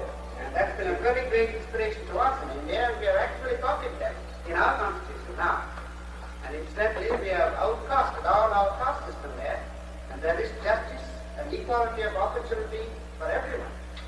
Well, so I'm convinced here that there is such a thing as second class system. I have read many things. I know there are a few instances here and there, that's my impression. But after listening to you, I'd like to know exactly what kind of disabilities does an American citizen have, American Negro citizen have. I'm sorry, I don't want to use the word Negro after listening to you. American color, may I say? Or, whatever it is. I believe everybody is supposed in what way are the disabilities towards this group? And the third thing is, what place do you give to Lord Jesus himself as a person and for his teachings? Why align with Muslims rather than Christianity? We in India, I come from a non-Christian country, and naturally, whatever you said of Christianity in terms of exploitation, in terms of colonization, are very, very big and large in our mind. But not one person in India, or maybe in other non-Christian countries, is against Christ as such. Neither are we. They are against, so I'd like to know your Yes, good. on that. So what alignment, what position or what place do you give to the person and teachings of Lord Jesus Christ? And would you care at all to disassociate him from so-called Christianity that you have in mind? And I've given you 3 questions. If you'd like to, I can take them one by one again. But, Give me the first one now. How many Muslims are there in this moment in the United States? Concerning the number of Muslims who follow Mr. Elijah Muhammad in the United States, my only answer would be that anyone who tried to say would not be in a position to know. And anyone in a position to know wouldn't try and say.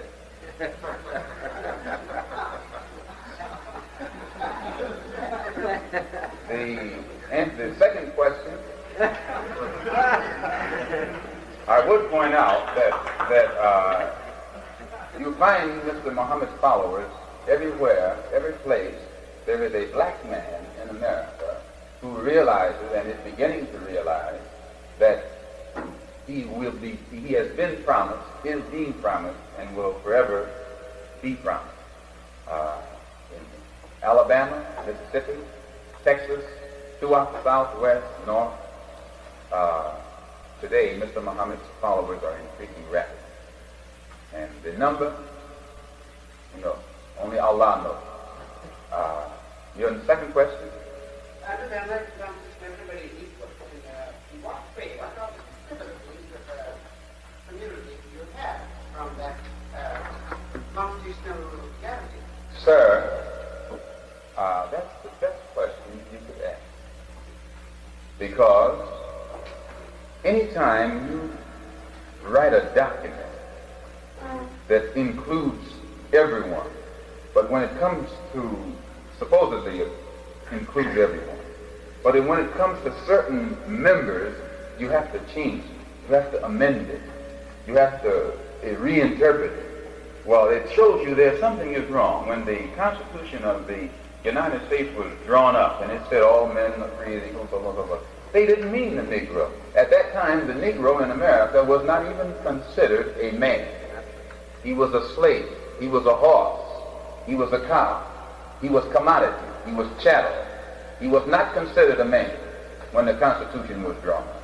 If he had been considered a man, the bill wouldn't have to, the document wouldn't have to be changed or amended to include him.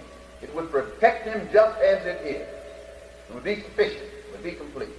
But during slavery, when the Constitution was drawn up, when the census of the United States was taken, they didn't take us.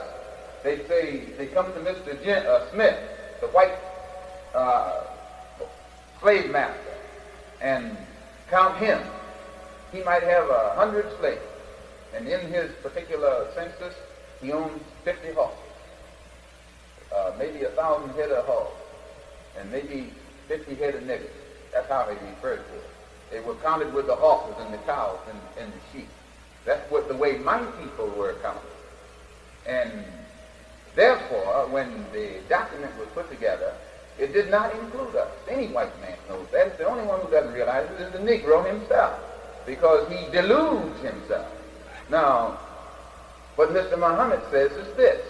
Well, he doesn't have to say it. Any Negro will tell you that he does not have to go to the South, as the northern white man always tries to put the blame on the South. He can be here in Boston.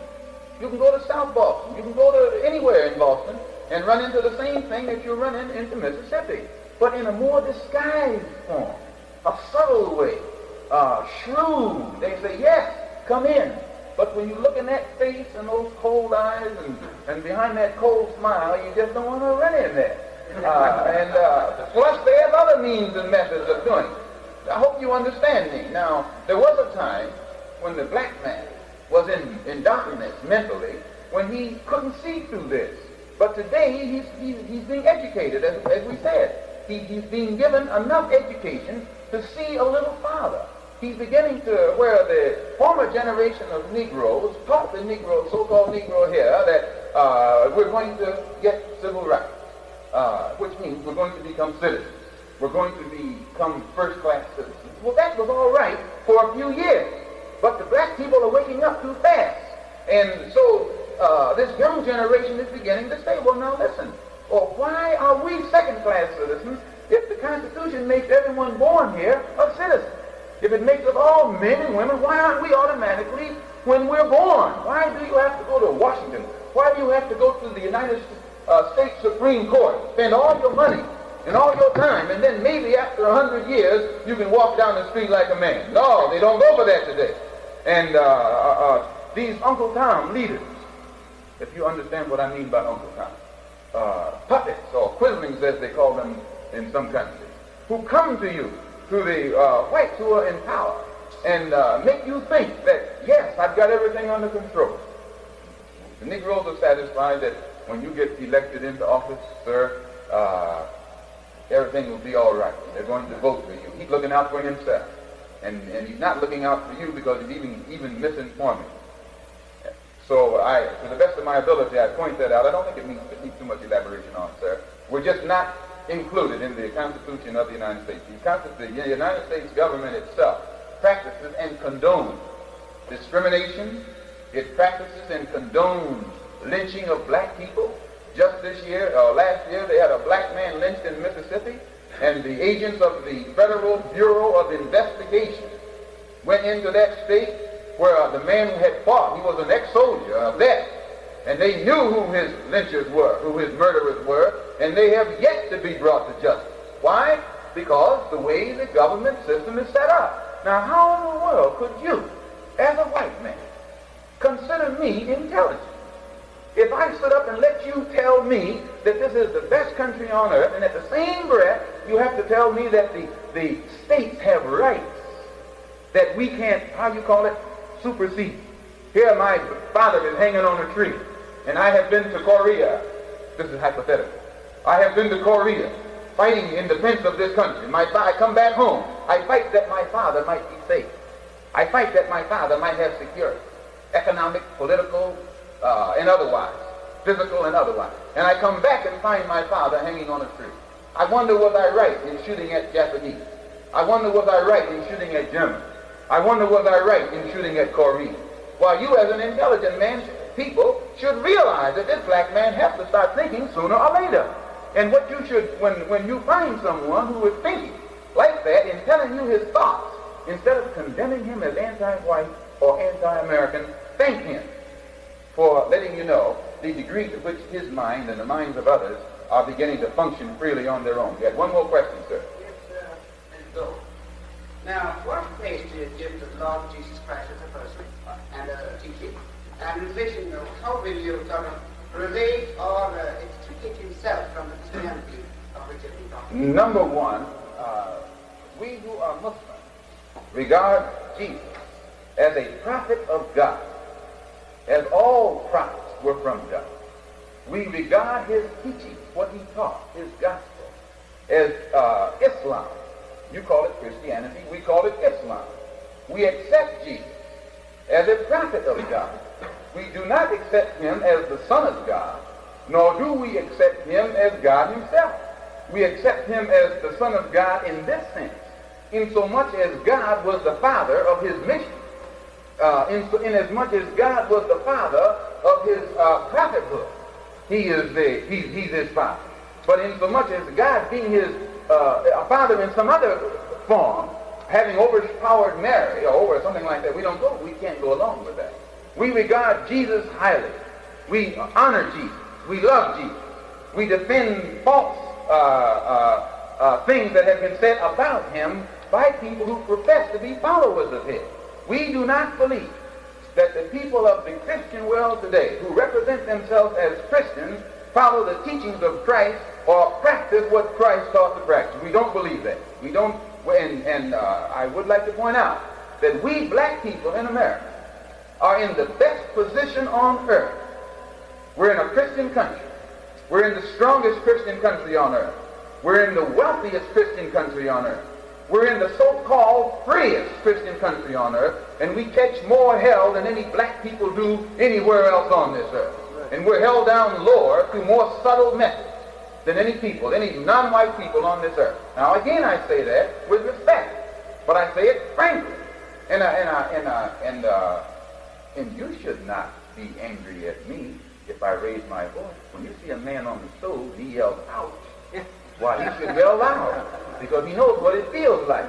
That may be actually, they may not be universal, but actually, one part of disabilities as a national here, as a citizen, as a person living here, that you are not enjoying the equal rights, and I wish I'd be grateful to kindly. What you said was very general. Yes. But in what way are you disabled as a citizen? Please. Period. We cannot rely on the protection of the government, city, state, or federal, when it comes to our rights. But frankly, Mr. Muhammad doesn't so much blame the government. He shows us where we have made a mistake. We are seeking civil rights when we should be seeking human rights. Our leaders, our own leaders, have gotten us off the path. If a black man is recognized as a man, automatically he'll be accepted as a citizen. The reason the white man does not accept us as an equal part of his government is because he knows that he has made us what we are. We're imitating him. We're copying him. We have never made any effort, as Mr. Muhammad teaches us, to get a knowledge of self, to learn something of our part that we have, the part that we have played in the past, our contribution. And a good example is, sir, you take we are indoctrinated in America with the picture that the black people in Africa are savages, complete savages running around in the jungle. Now, since we think that, automatically we look down at ourselves, because we look down at our people in Africa. But this is only because in the school system of America, we are never given anything that will make us realize the glory of Africa and the part that Africa contributed even to the present-day Western civilization, spiritually, politically, economically, and otherwise. Now, an example, in civilization too. An example, they tell you that the oldest civilization on earth is in Egypt, or it has one of the most ancient recorded civilizations. But in America, they don't emphasize the fact that this is Africa. They make Egypt be somewhere else. And the average Negro who thinks in terms of the Egyptian civilization, he doesn't think of it in terms of an African civilization. Right now, it's coming out daily, more so and more so, about the great civilizations that existed on the African continent at a time when the people in Europe were crawling on their all fours up there in the caves. And they're admitting it every day. They're admitting that the people in Africa were cooking and seasoning their food, while people in Europe were eating raw meat. They were living in palaces while the people in Europe were crawling in caves. They were wearing silk while the people in Europe didn't know what anything kind of clothing was other than animal skins or naked completely. But the educational system here in America has actually distorted the thing so much so that it's almost impossible for a white man himself to grow up in America and become educated in America and not look down on a black man and up at himself. Because the educational system that has been set up by the government itself is designed to make you think that you're a god, you're a Yankee, there's no one else like you, and everyone else is below you. That's the system that's here. And that's why I say, you can't blame the little American for looking down at a black man when every day he is brainwashed through his movies, on his television, in his newspaper, over his radio, almost every form of media, of communication, you're being indoctrinated and brainwashed that you're the best, and everyone that is not as white as you doesn't come up to par with you. So automatically, it's impossible for you to take a non-white person and put him on your own level. It's not your fault. It's the fault of your leaders. It's the fault The picture that you have in your mind is the fault of your leaders, and the picture that our people have, the derogatory picture that our people have of themselves, is the fault of our leaders. And today the Honorable Elijah Muhammad teaches us that the only way you're going to bring about a solution to this thing is teach the black man the truth about himself. When you teach the black man in America the truth about himself, he doesn't want to integrate with you. He doesn't want to integrate with you. He respects you for what you've done. He respects your great civilization. He respects the economic system you have. He respects the social system that you have. He respects everything that you have done when he has awakened. But he will not, and he will not try and integrate with it, because he is completely satisfied to get off to himself and try and equal what you have once he has a knowledge of himself. If you let the black man learn something about himself and get some dignity, self-respect, you will recognize him and honor him. He will recognize you and honor you. But you will not bring about this better relationship by continuing to teach him that he was nothing. You brought him here and made him something. All he's going to do then is keep trying to fight his way into your house, marry with your wife or your daughter or your mother, marry somebody in your family, and you won't have nothing but trouble for the next 1,000 years. It'll be worse instead of better. Yes, sir. I hope, too, that I'm not speaking in too rough a voice. Forgive me, but I feel what I'm saying, and I believe what I'm saying, and I know what I'm saying. Yes. Do you advocate any steps in the direction of not paying taxes? No. Going into the army or something of that? We don't advocate anything that involves breaking any of the laws set up by the government. The Honorable Elijah Muhammad teaches us to be law-abiding citizens. Law-abiding, and you will not find any group of people in America, black people in America, who admittedly, even by our critics, are the most law-abiding group of black people that you have here. I would point out that we have many brothers, probably, who have gone to prison rather than going to the army, but not because we teach them that. That's what a man does after he becomes whatever he's going to become, and is left up to him. We don't teach anybody not to go to the army. I wouldn't go. I wouldn't go myself. This is my own personal self. I wouldn't go. Not until the American government shows me that I am a part of this government too. I just couldn't see myself going. I'm not going to go and fight for you to enjoy. Why, I'd be crazy. And you would consider me crazy too. Whether you would admit it to me or not, you would consider me an example, sir. It's like a watchdog. You don't give your dog credit for being intelligent. You give your dog credit for being well trained. If he barks to let you know the burglar is coming, if he runs out and bites the burglar, if he bites whomever you say sick him, you don't give him credit for being intelligent. You give yourself credit for having well trained him. Well, this is the situation you have with a black man in America. Why, you can tell him sick him and he bites the Japanese. You tell him sick him and he bites the Japanese. He'll bite anybody you say. But now, and you don't give him credit for biting. You give yourself credit for having trained him. Now, what is happening, this thing that you trained is beginning to think for itself. To show you that he wasn't thinking for himself before, he would go to Tokyo, he would go to the jungles, because he was out there in the Pacific, he would go to Europe, he would go to Korea, and be the bravest man on earth, one of the best soldiers you ever had. But he'd come right back here in Mississippi and see a cracker coming in the door to rape his mother, and he'd sit there in the corner with his knees knocking. Why? You weren't there to say sick him. He won't bite anybody unless you say sick him. Do we vote? That's a question that you can't answer yes or no. If I say no, we don't vote, then you would get the impression we never will. I myself have not voted because I have not yet seen something to vote for. I have not yet seen someone whom I felt would carry out what was necessary for me to be satisfied as a human being on this earth, in this country. I have heard promises. Roosevelt promised, Truman promised, Eisenhower promised. Negroes are still knocking on the door, begging for civil rights. Everybody who comes along promises the Negro what they're going to do, and none of them ever do it. Not one of them. No one had a greater opportunity to give complete citizenship to the black man in America than Franklin Delano Roosevelt. And he's considered a so-called liberal. Truman was considered a so-called liberal. Eisenhower, I don't know what they consider him, but I guess it's a liberal. Golf player. But none of them, sir, politically or otherwise, have ever had a political program that was good for the black man that they carried out. In fact, if a white man stands up in America and speaks 100% for the black man, they call him they call him subversive or a radical or a left-winger or something other than what's supposed to be right. Yes, sir. Do you subscribe to doing anything more than just not breaking the law in order to be considered Yes. a citizen of the United States? Yes, sir.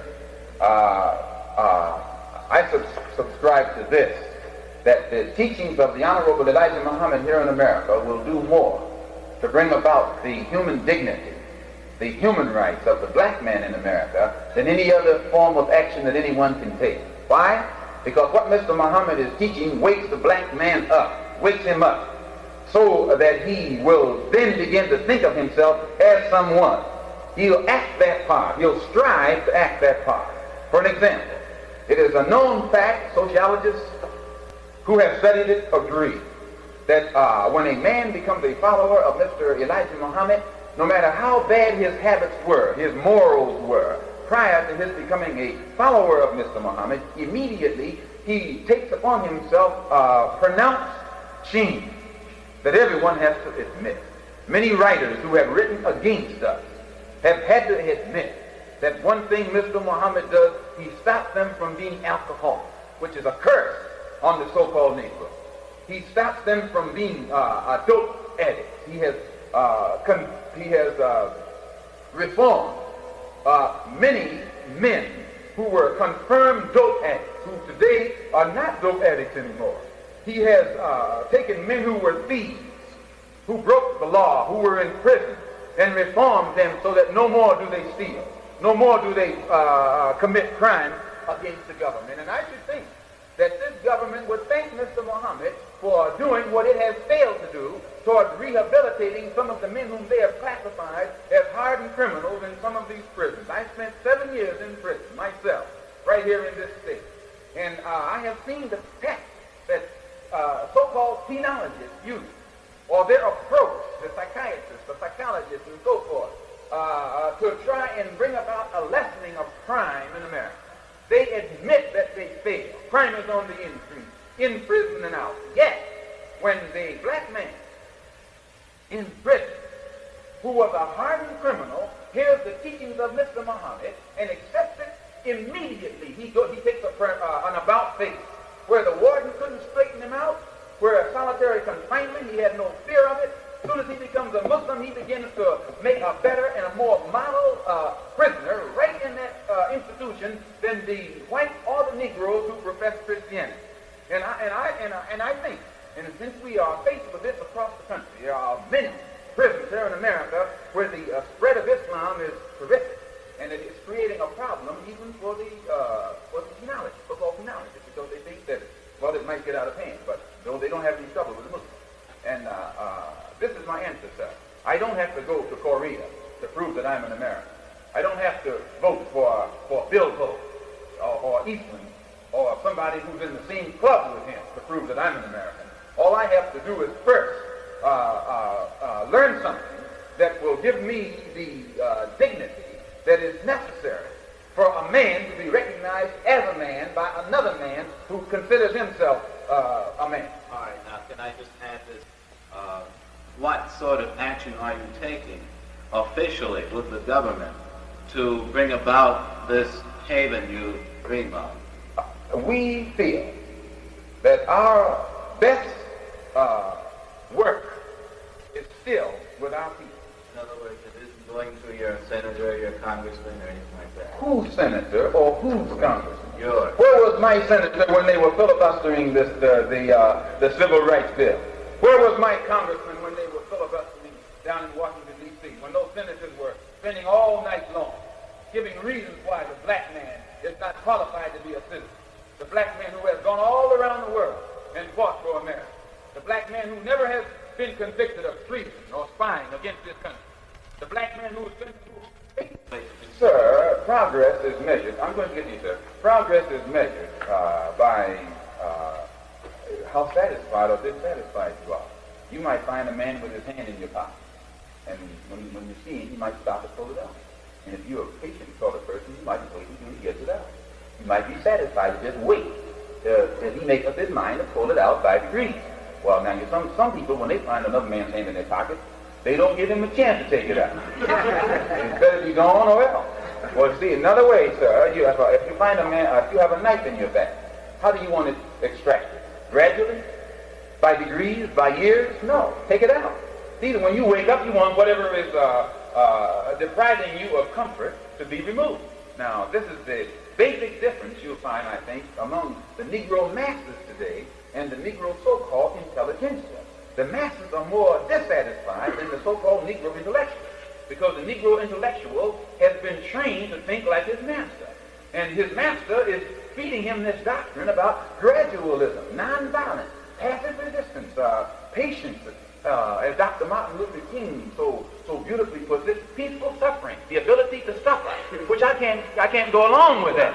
But you find some Negroes who are in that same intellectual bracket who are satisfied to suffer peacefully and wait until the master decides that it's time for them to stop suffering. Now, when will the time come? You never find the so-called white liberals advocating peaceful suffering, nonviolence, or passive resistance to white people. White liberals acting as advisors for the Negro intellectual usually congratulate the Negro intellectual on his ability to sell this peaceful suffering and passive resistance to the Negro mass. I think you'll find that when a man wakes up, he's a man. Patrick Henry was a man. He's idolized by white America. He didn't advocate passive resistance, peaceful suffering, or nonviolence. He told his master, liberty or death. He has become famous not as anti-something, but as a patriot. He's honored because he was willing to die for freedom. If freedom is not worth dying for, and you're not ready to die for it, you should open up your mouth and ask for it. They give the... My question, I'm asking, when will it be time to take action in a non-passive way? I answered your question, sir. When you become a man. I think that's confusion thinking that non-violence is another method where you substitute dying for your freedom. Maybe in another way. But I'm interested in knowing now the need for freedom has been recognized. The person who are denied of the citizenship are not going to wait any longer for anybody else to give them. That's They're right. demanding. Now you must have a certain gentleman's plan to achieve. Yes. Now, you're not going to fight. No. Obviously. No. So the violent requirement or demand is out of question. So you must have some method. Yes. At least a non-violence is a method. Yes. Please let us know what's your method. Number one, to show you that nonviolence is a good method in passive resistance. It's a good method in India. It's a good method in Asia. It's a good method in Africa. But it's not a good method in America for this reason. In India, the white man was the ruler. He was outnumbered about 100 to 1. And whenever you have a man outnumbered to 100 to 1, you don't have to have violence. All you got to do is sit down. What did he do? Nothing. You sit on him, smash him like an elephant sitting on a mouse. Same way in Africa. In Africa, the black man outnumbers the white man. Greatly outnumbered. It's easy to say, well, and the man pull out. But in America, you have the only situation that's unique. You have a black people, number one, there's a minority. Number two, there are 9,000 miles in a strange land. When the people in India got free, all they had to do was tell the white man to go home. They were already at home. In Africa, when the people in Ghana and in Nigeria and in the other parts, when they want freedom, all they got to do after they get to tell the white man to go home. Well, here you got 20 million black people 9,000 miles from their native land. And after they get free, if they can't get free, number one, period.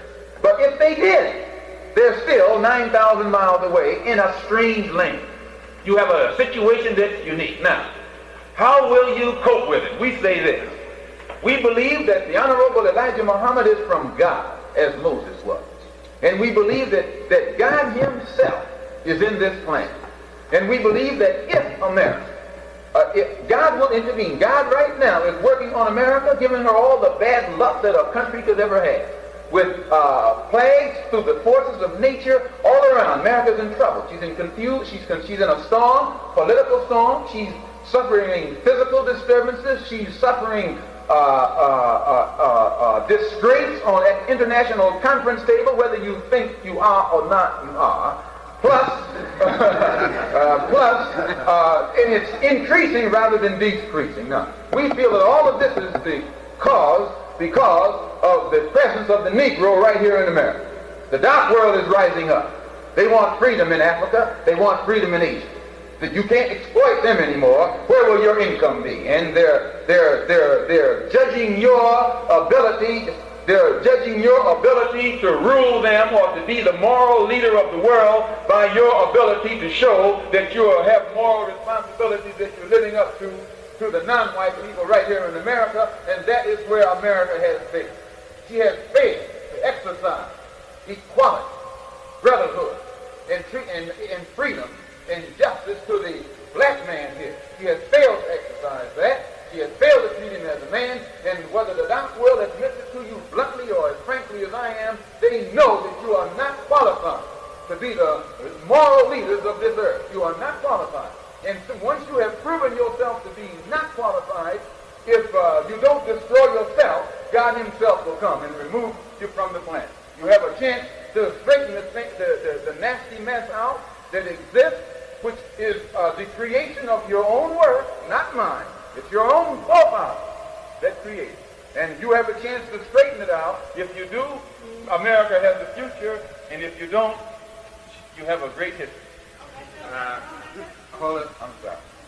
We're going to have about land of our own. Yes. Now, and you say the United States could provide that. Well, obviously, the United States doesn't have any land that would be suitable, you see, to give to anybody. Where would this land be? How would it be acquired? Mr. Muhammad teaches us, and again, that's why I keep referring to Moses. Moses was faced with the same problem with pharaohs. Moses never advocated integration. Moses advocated separation. Noah didn't advocate integration. Noah advocated separation. Lot, all of your prophets, none of them advocated integration. The first integrationists are the so-called Negro prophets here in America. They're magicians. They're not prophets. And but Mr. Muhammad says that God says the Negro must be separated. Now that gives the American government a moral obligation to give the black man his just due. Now, if he do this, yes, why? Take everybody in this room and work them for nothing for a week. You make money. Collect their wages. You have a lot of money. Individually, the wage might not be so much, but collectively, it's a lot of money. Now, do the same thing for a year, you'll be wealthy. Well, then what about the wages of millions of black people that work for America for nothing for 310 years, which has never been paid out, and for which America became the richest country faster than any other country in history, because she had more slave labor. Now, we feel that it is not begging America. It's not coming with your hat in your hand, but it's demanding what is rightfully yours. America has some states where the black man and white man can't live side by side together. They've proven that already. Well, then what Mr. Muhammad says is since the government itself and the sociologists, the politicians, admit that the black man and white man, it'll take another 1,000 years for them to get together here, face that as a fact and give us some states off to ourselves. Give us some states right here in America off to ourselves. The black people can go there and we will set up a society that will be equal with the society that the white man has. He will recognize us and we will recognize him, and we'll get along together happily ever after. There'll be no bickering, no who shot John, and no I'm better than you. Every man will be judged on his own merit. But as long as we stay here, we're not judged on our merit, we're judged on the color of our skin. And you've been ingrained with that thing and you can't get away from it. To me, come over as illogical. One illustration would be your demand for first class citizenship and to become a part of this country, for your right to be called an American, and on the other hand, is separate from American, in which you want something which is not really American, but something separate from. The other illustration which I would use in the use of illogic by analogy would be this illustration that you gave in your formal presentation in likening the situation of, in your words, the slave and the slave master to the situation of a woman giving birth to a child. It seems to me that the illustration here is unlike in kind, in that the white man did not conceive of the black man here, but it's a different kind of a situation which I don't think can fairly be presented in this type of an analogy. I'm using that as an illustration of points that are logical. When the seed is planted, it's a small, lifeless life thing, but it grows and grows and grows within that which it was planted. When we were brought here. This is the point, though. The seed is different in kind, and I think doesn't have a likeness to an analogy here to giving birth to human life, a likeness to this analogy which could be used in any race of man. Well, then use this analogy, sir. Yes. When the mother is pregnant with that child, she has something within her that's giving her trouble. And she doesn't know what to do with it. She can't keep it. She's got to let it go. Well, America today has something within her that's giving her trouble. She can't keep it and doesn't want to let it go. I just differ in the use of the analogy. I just want to conclude with this word that I think that you do have the right to say ouch, representing your people here and the treatment which they have received. But I think that you need to distinguish between what we might call the white man or Christianity, and perhaps dangerously not use the idea that this is a Christian country. Many Christians would not agree with this concept. Yes, sir, but I think you'll find that all of the people in the South, I'll say South, but I don't usually make a geographical distinction between bad atrocities that are committed against black people in America, but we'll say the South. The white people in the South, who usually are classified as racists, are in the same breath called Christians. They're Christians. And they feel that they are as much Christians as those in the North who are not classified as racists. Now, I think you'll also find, sir, that take the Senate. The so-called Northern senators, I think they outnumber the Southern senators. And the senators who mean right, they outnumber those who don't mean right. And the people in America who profess to mean right, they outnumber those who don't mean right. Well, you mean to tell me that you have a system in this country, so intelligent people, where the minority of people, the people who don't mean right, who are in the minority, can tie up the will of the majority? Can't go along with that. See, there was a time when one white man could pretend that he wanted the Negro to be free. We think you should be so and so and so and so and so and so. But this other one didn't. This other one would always win. He was always the winner. And it makes us today begin to wonder, does this one who really pretend to want us to be accepted as human beings, does he really? Because every time he gets in an argument on the Senate floor with his adversary, he loses. Does he lose because he's not equipped as well equipped as the Southerner? Or is losing a part of his strategy? All right, we have one question right here. I want to And then three statements. Okay, I'm sorry. This man... He's been standing yes, he's been trying to get the book for an hour. There's so many questions I'd like to ask. I'm not sure which one I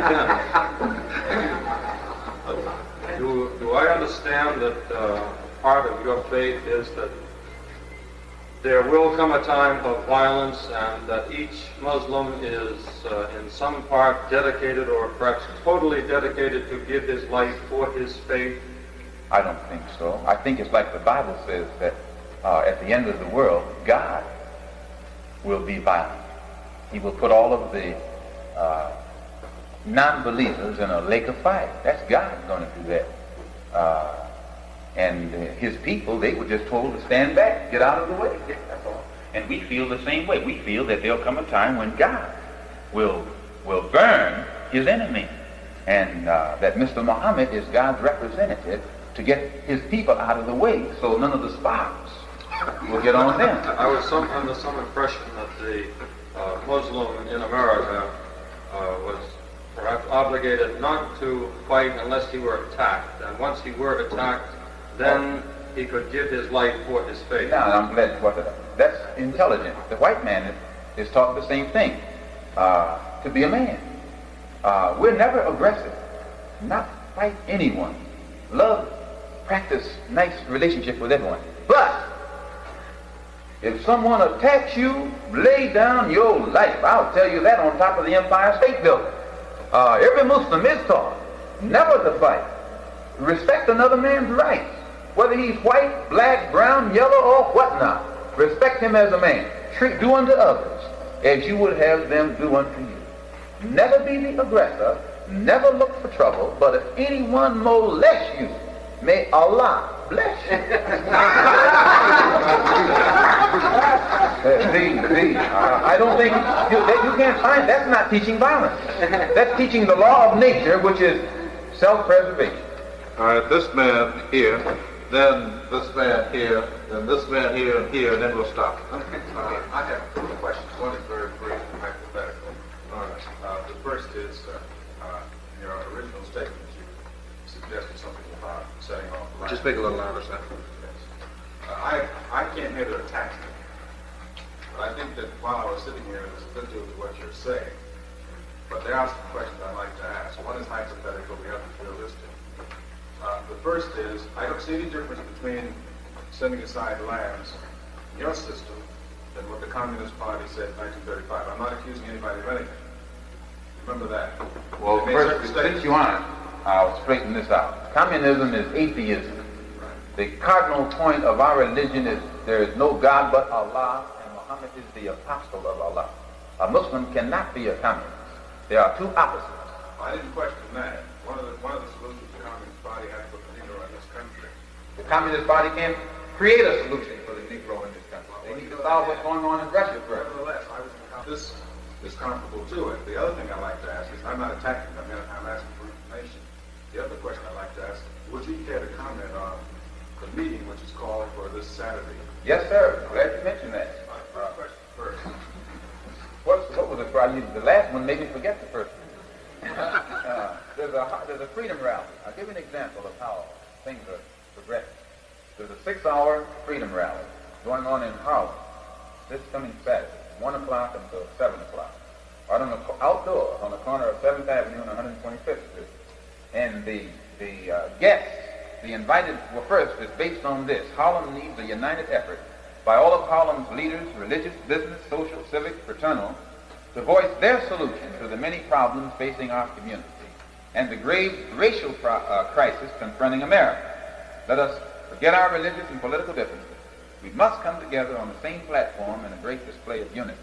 The invited guest speakers were Adam Clayton Powell, Hewlin Jack, John Sandifer, Ann Hedgeman, Joseph Overton, New York NAACP President, Attorney Hope Stevens, Gary Belafonte, Sidney Poitier, State Senator James Watson, Jackie Robinson, Ray Robinson, James R. Lawson, Reverend James Robinson, Reverend William James, Reverend Gardner C. Taylor, Dr. Ralph Bunch, Dr. Martin Luther King, A. Philip Randolph, Roy Wilkins, Lester Granger, Joe Lewis, and even Carlos Cook. Every so-called Negro who is always called on to tell you how Negroes are thinking have been invited to that freedom rally.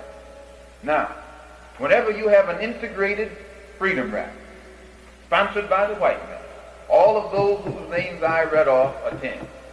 This is in Harlem. It's sponsored 100% by the black man. That doesn't mean everybody can't come, but it's sponsored 100% by the black man. The only excuse those leaders would have not to come would be that fear of coming would tend to alienate them from the favor and the goodwill of some of their liberal white friends. And if they stay away, then they have a tendency to alienate themselves from the black masses. So they're given a choice today, which way will they go? And they expect 10,000 people out there. and which I'm quite sure they'll be, because Harlem is ready. And when I say Harlem, I mean any black belt in America. That's Harlem. The black man is ready all over. That's the essence of that. And I would say that if it be Allah's will, Mr. Muhammad will also be at that meeting. And he will also be here in Boston at John Hancock Hall on the 12th of June next month. And I think Boston is a wonderful city for allowing him to come to one of its best halls and put on, try and explain what he's teaching to the people of Boston. His first question has to do with communism, I believe. No, we're not anything to do with communism. Communists and Muslims are not one. But I would say that if a man is throwing something at my enemy, he's my friend. But it has nothing to it has nothing to do. We're Muslims. And in fact, anybody who thinks, I would say this communists are thinkers. They think. Very seldom do you find an outright fool who is a communist. They usually can think. Khrushchev proved that by tricking Eisenhower into admitting that he sent that plane over there. He thought him right into it, and Ike wasn't thinking. Now he wish he had. And any thinking person can see that this is not going to work. And I would like to say this about communism. Most Negroes you find, especially the men who go for communism, do so because they're lured in there by that white woman bait that the communists use. Usually you find most Negroes, I hate to say it, but it's true, most Negroes you find that are communists, they want a white wife, so they go and be a communist. And most of them end up with one. You never find a Muslim ending up with no white wife. He stops right there. We put him off the planet. You should be glad, and those of you who are against intermarriage should be glad that Mr. Muhammad, and most of you are, whether you admit it or not, you should be glad that Mr. Muhammad is here, because until Mr. Muhammad teaches the black man in America the truth about himself, he'll be running around there after your woman night and day. But when he hears Islam, you don't have to worry about him coming in your house night or day after your woman. All right, sir. About 2 years ago, Dr. Martin Luther King in this room at the same place you are. And he is just as unsatisfied as you people are. He is not taking orders from white people. In fact, he was just as eager to speak as you are. He differs from you in 2 or 3 respects. One, that he spreads a feeling that something can be done without hatred and without killing, even if that person is attacked. Of course, as you pointed out earlier, he believes that this can be done through integration and through cooperation. And he doesn't think that this was going to happen before dawn tomorrow morning, or that it has to. Now, I'm not saying that I'm satisfied or you're satisfied with the progress of affairs. But in listening to the 2 presentations, I really had a impression as far as Dr. King and yourself. Where are you from? I'm from Illinois. Southern Illinois. Southern Illinois. Now I've been all over the world, of course. In the Orange and other places where I was in the minority. They treated you well, didn't they, sir?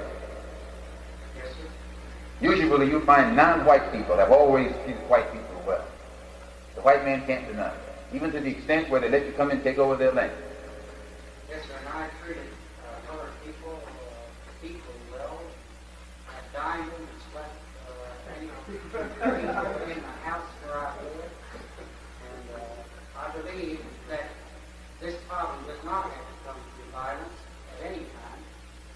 And I believe that Dr. Martin Luther King is showing much better leadership and policy and understanding and seeing things done.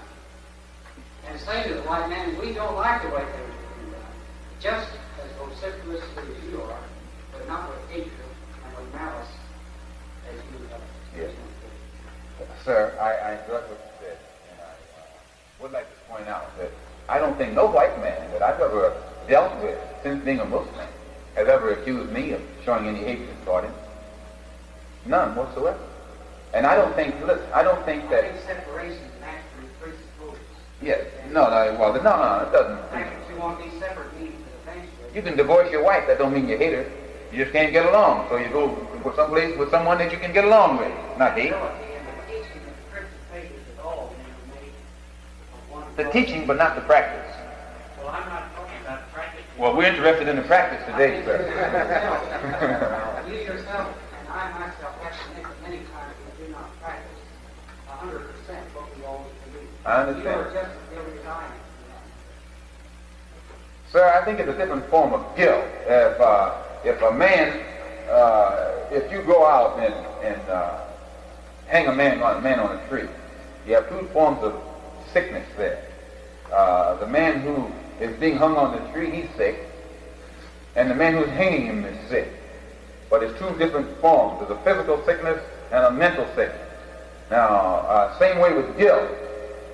When you go out and deprive another man of the right to be a human being, you're sick. And when he allows you to deprive him, he's also sick. Now, you're guilty, and he's guilty. I would like to point out that we don't teach hate, nor do we teach violence. No violence. Muslims are not involved in anything violent.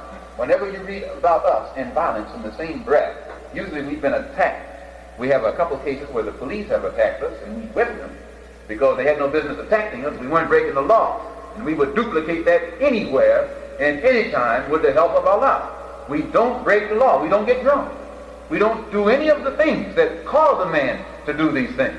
So that when the policeman comes and starts pounding on your head with a club just because you are black, and you sit there passively resisting him and your head is crumbling, not now, not in 1960.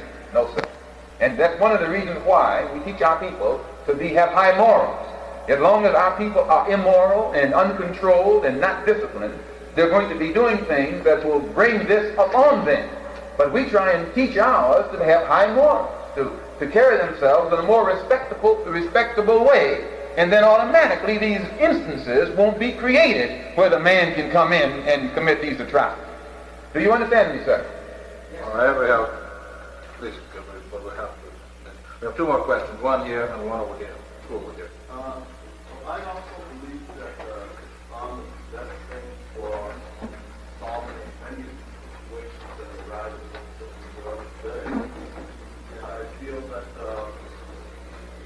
what you like is great service, but there are many differences between the teachings of Elijah and the teachings of Muhammad, the Prophet of Islam. I was wishing to enumerate some of them and explain why the differences.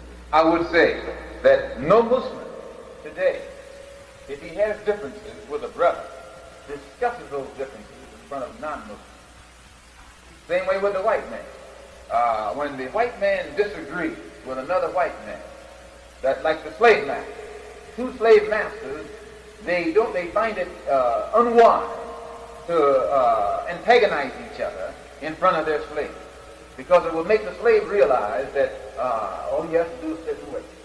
And today you'll find at Bandung, since the Bandung Conference in 1955, there's a new trend among the non-white nations.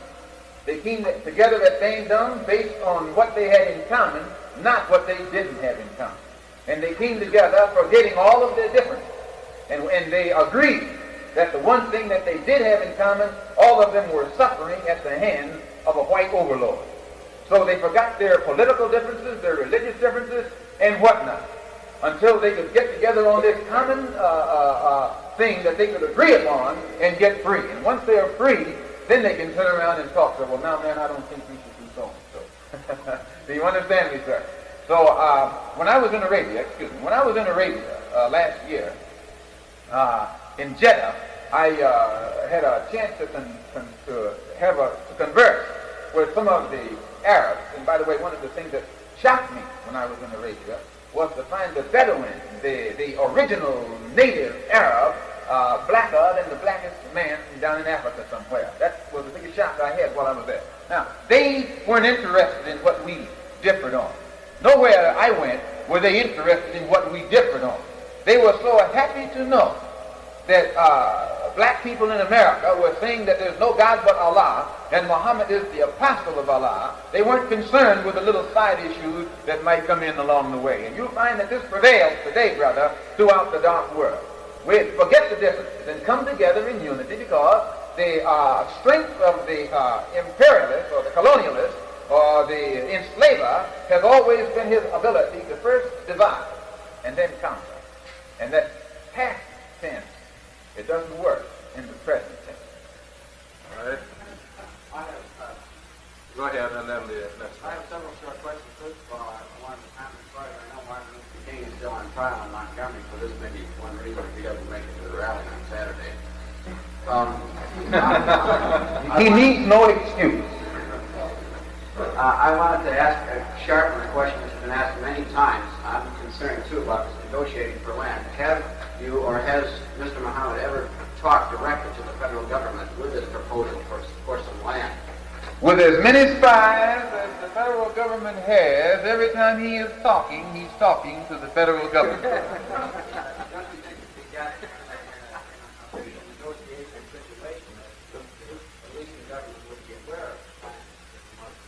Sir, the government is more aware of what Mr. Muhammad teaches than his own followers.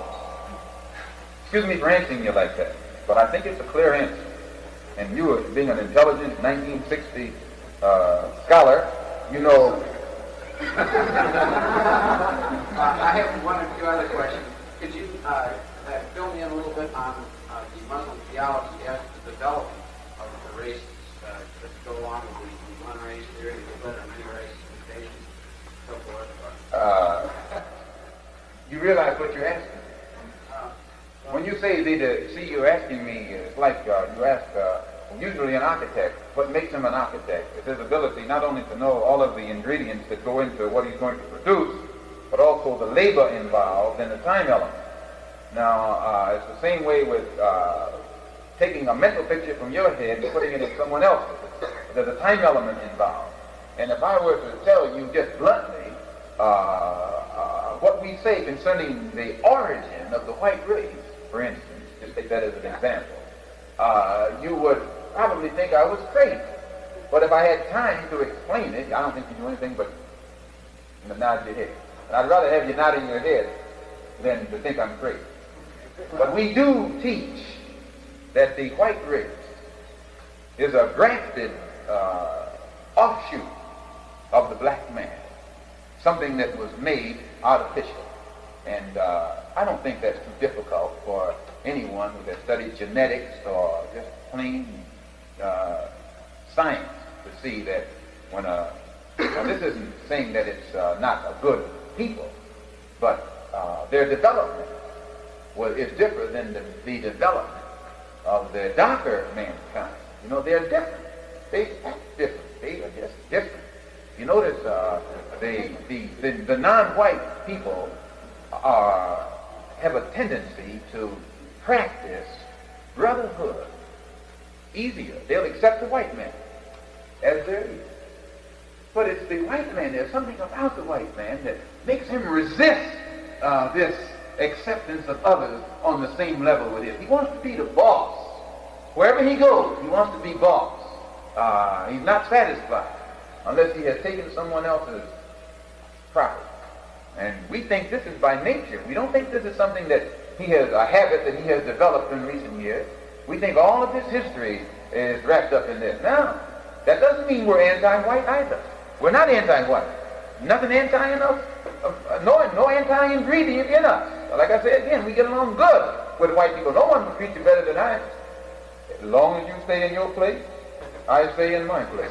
We're on the same level. But if you got out of line, why, I would clip your head just like you would clip my head if I got out of line. That makes us equal right there. Do you understand me, sir? Yes, I don't agree. Would a Muslim participate in it? Let's have one more question, and then Minister Malcolm, if there are others who want to talk with you privately, would you spend a few minutes with them? Yes. Good. Then let's have one more question, and then we'll close. Mr. Malcolm, my question is, you mentioned in the voting process for body politics, you felt that you didn't say you didn't vote, that you did not participate in voting because of those you saw nobody there that closely identified those things in which you believe. Well, my question carries along that we have both white and black persons who are in the body politic, and there are varying shades of opinion.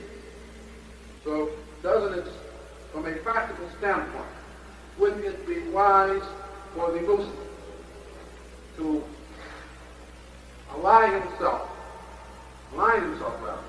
with that person or that group of persons who are closer to his way of thinking, rather than the Harp-alone theory. We recognize perhaps that there is no, well, he was the U.S. Senate, who is the complete liberal in keeping with the beliefs, with your particular beliefs.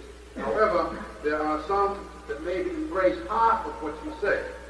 So would it be wise for your followers to completely stay out or to support this individual over some of the others?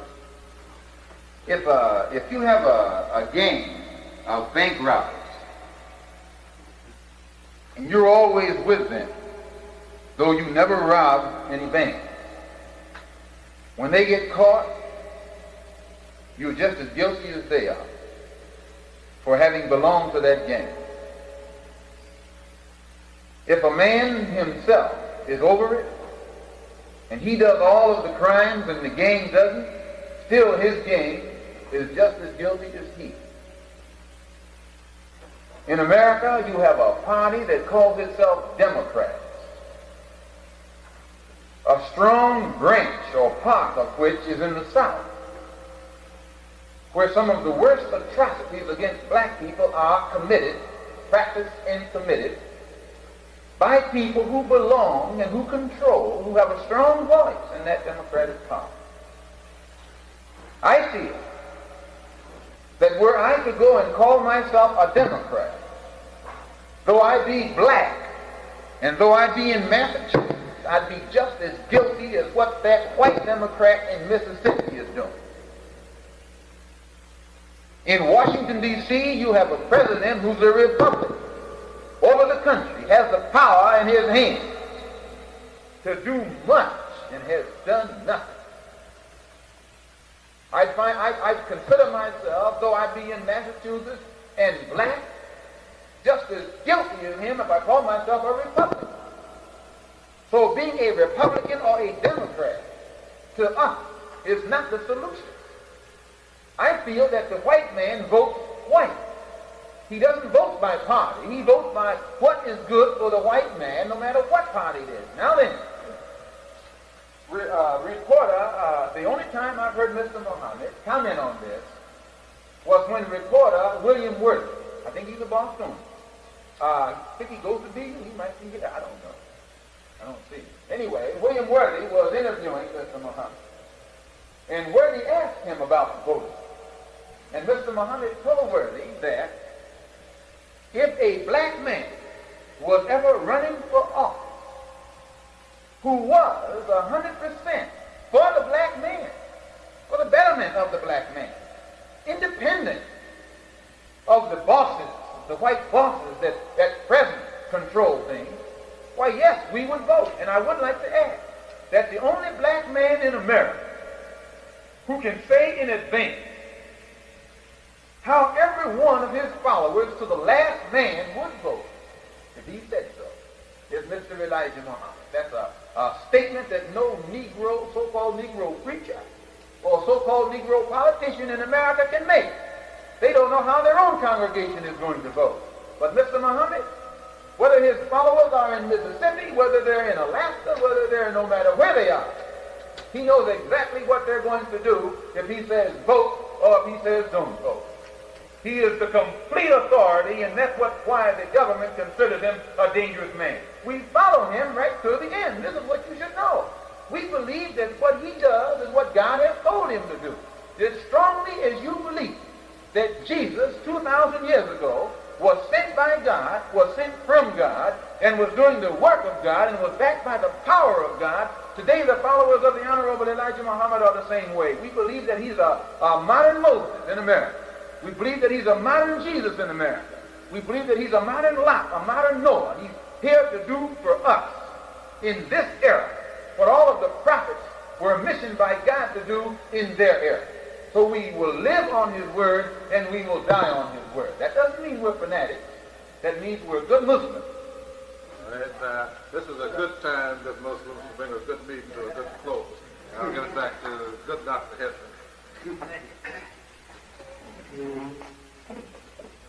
Thank you. adjourn, but we do want to express our appreciation to Mr. Malcolm for coming here and holding this discussion with us, and we'll take this up.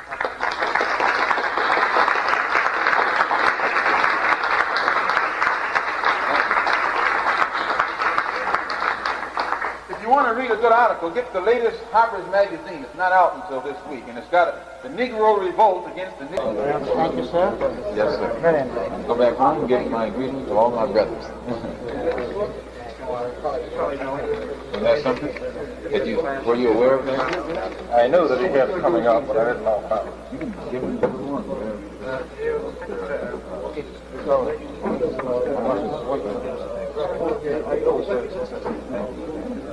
Thank you for coming, sir. Thank you. I enjoyed talking with you and enjoyed your questions.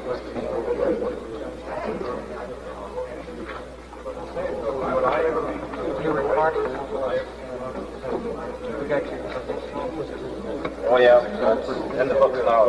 Thank you.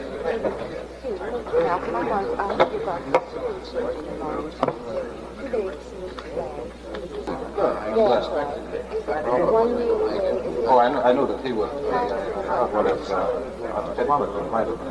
He was tied up too, and these other two were with me.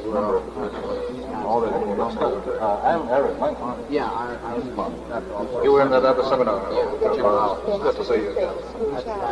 I remembered what you mentioned about theology concerning Well, you're very much. I'm happy that you did so.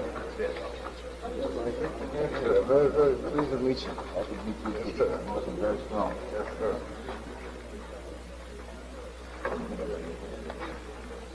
Thanks a lot, Rick. All right, thank you. Thank you. I guess he can just in here, they'll know the way out. You can be around the box? Thanks a lot. Minister Malcolm, this young man is from Harvard. Yes, we're happy to meet you. Jim Lowry, Judge, talked very much. Also, I'm very happy to get this reference. The question I asked at the end, do you know of any Muslims who are participating in sit-in movements? Well, I would think that the new Negro in the South, that's what he's talking about, is no longer expecting to take out justice. It would really be very good. Many of them would probably be very good recruits for your movement. Partly because of their philosophy, let's do something now. yes. You know, I don't think that those students, by and large, are sitting just for a chance to drink some coffee. What I get out of that is it shows that there's a great deal more unrest than is commonly realized. I think there's a great deal shows that there's a new type of shows that he's ready to do something now. He's not willing to sit and wait.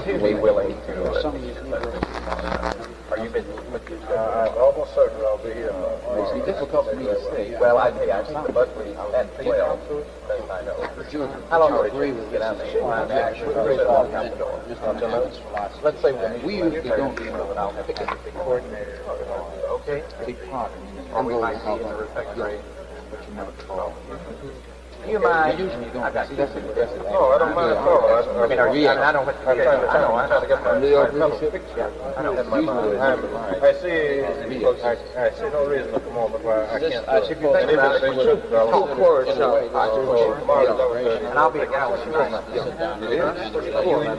All right.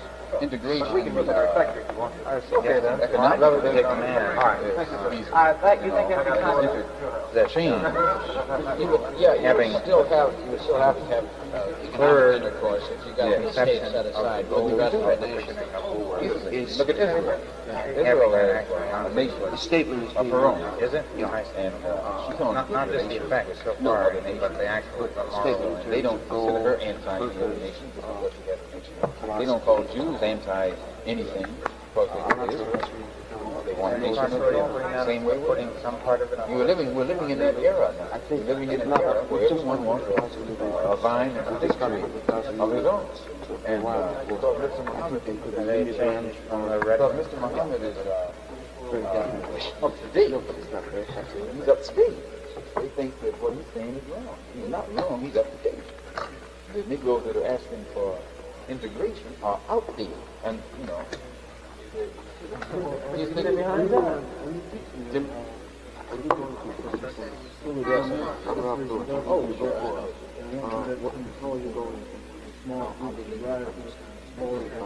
no, that won't happen. Because what show me a country in Africa that has happened. The black countries in Africa are 100%. And the white man is a propaganda. And he puts out the propaganda that every time, okay, black people in Africa want free, if he lets them go, they'll be fighting each other. See, that's his. He puts out that story to make you think that he shouldn't go. But they were ruling.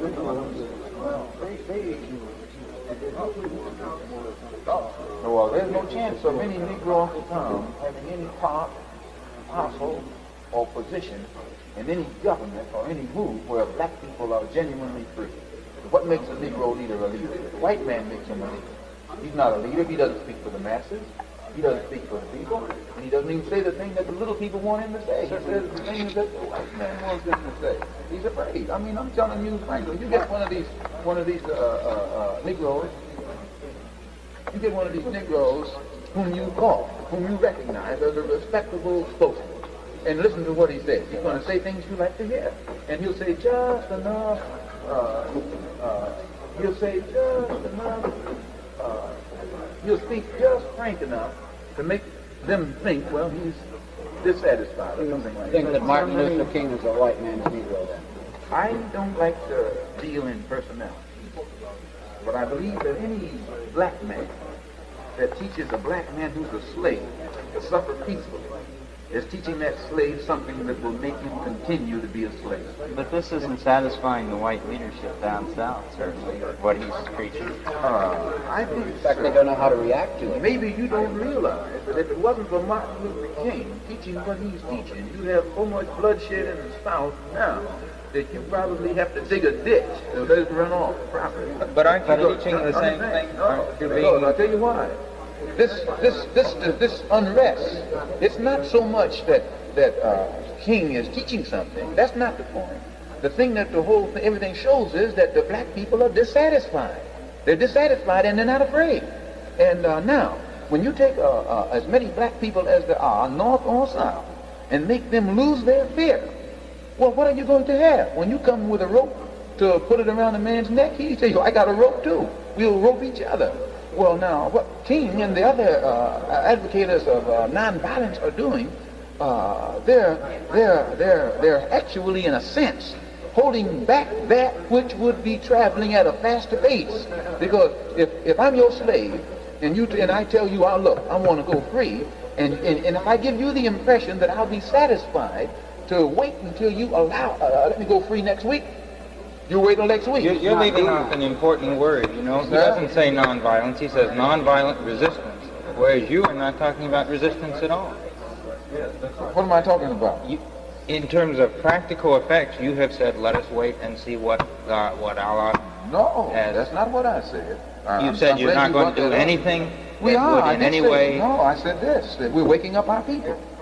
Let me tell you something. But you said that in the end God is going to... It is not what Martin Luther King is teaching or advocating that has created unrest or dissatisfaction among Negroes in America. Certainly, but it has... Just a minute.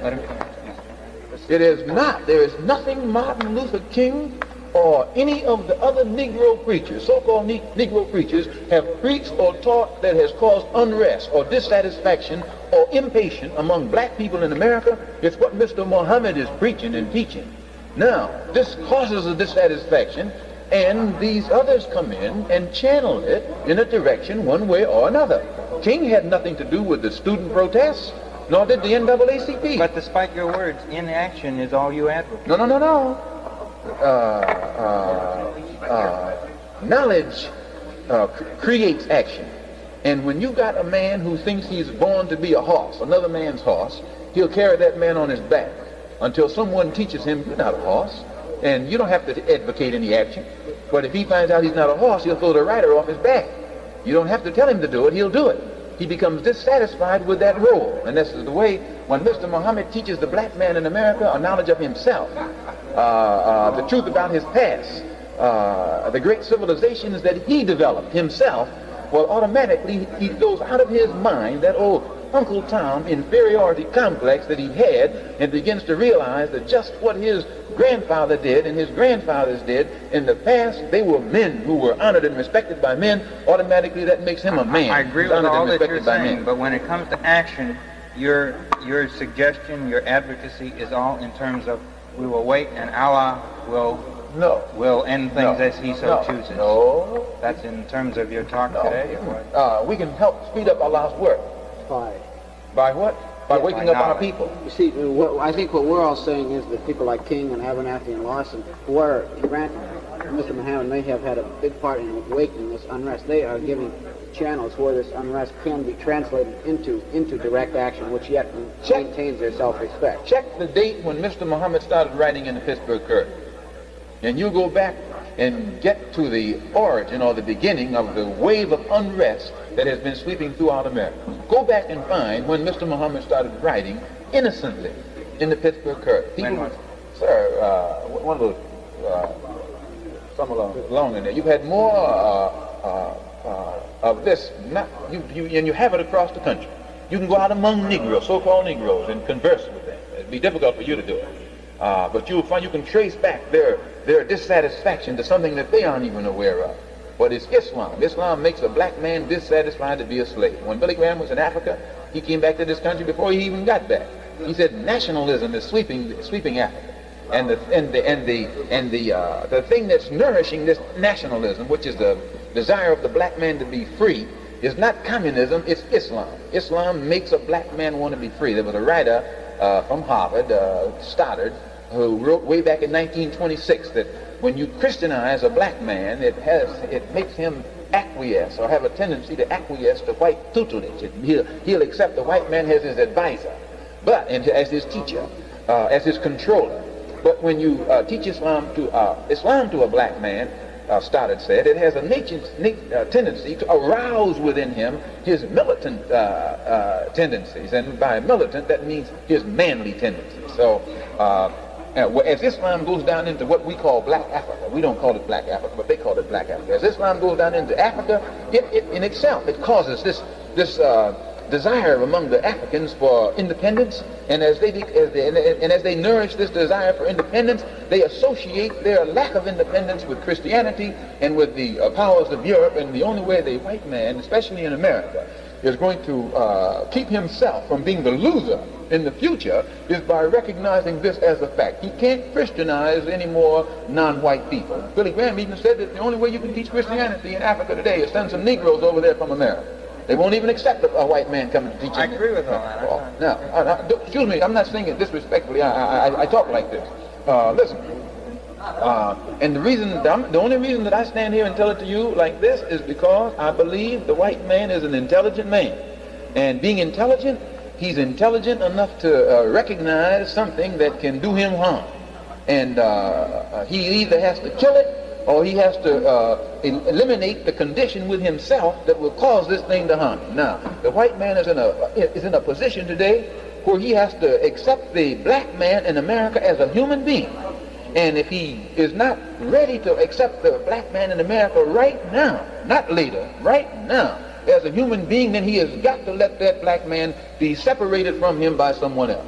He either has to accept him as a human being or bring about a separation completely, and the white man in America will never accept the black man as his human being. You don't take your slave and put him next to you and say, you're my equal, and he used to pick your cotton and pull your plow like a horse. You can't, there's nothing inside of you that will make you accept that man as your equal. Look, you understand? My father picked your father's cotton.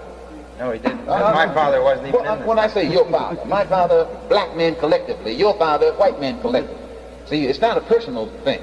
It's collectively. My father, meaning the black man of the former generations, worked like a horse right here in this country for the white man of the former. Why do you think America today is in a position to be regarded as the richest country on earth?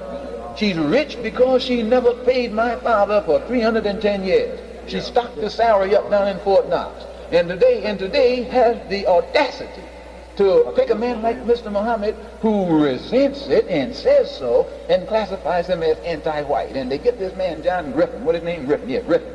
And let him be a Negro for 30 days. He's a white man. He passes as a Negro for 30 days, and then he's all of a sudden, he has become a scientist on what it's like to be a Negro. He goes everywhere and tells how it feels. He writes books. He becomes they give him a degree in this and a degree in that, and his thesis is what it's like to be a Negro. And he's talking of the atrocities that the white man commits and the indignities that the black man has to suffer, and they don't classify Griffin as anti-white or anti-American or anti-this. Now, and he only was a Negro for 30 days. Now, Mr. Muhammad been a Negro, so-called Negro, for 62 years. And when he tells you what it's like, you call him a fanatic, you call him anti-this, and you call him I don't mean you personally. Look at, I don't speak personal. You, collective. I know, but inactive.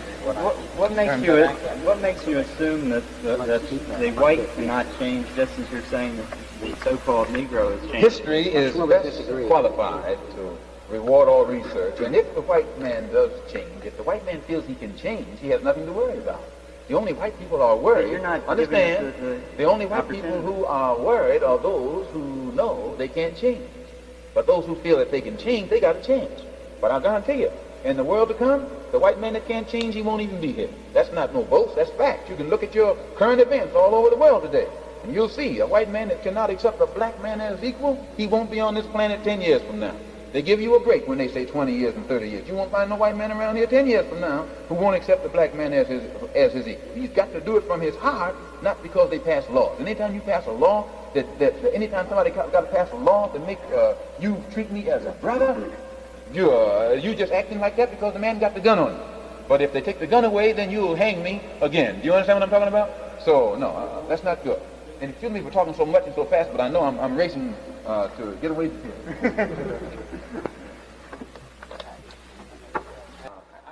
Does everyone have one?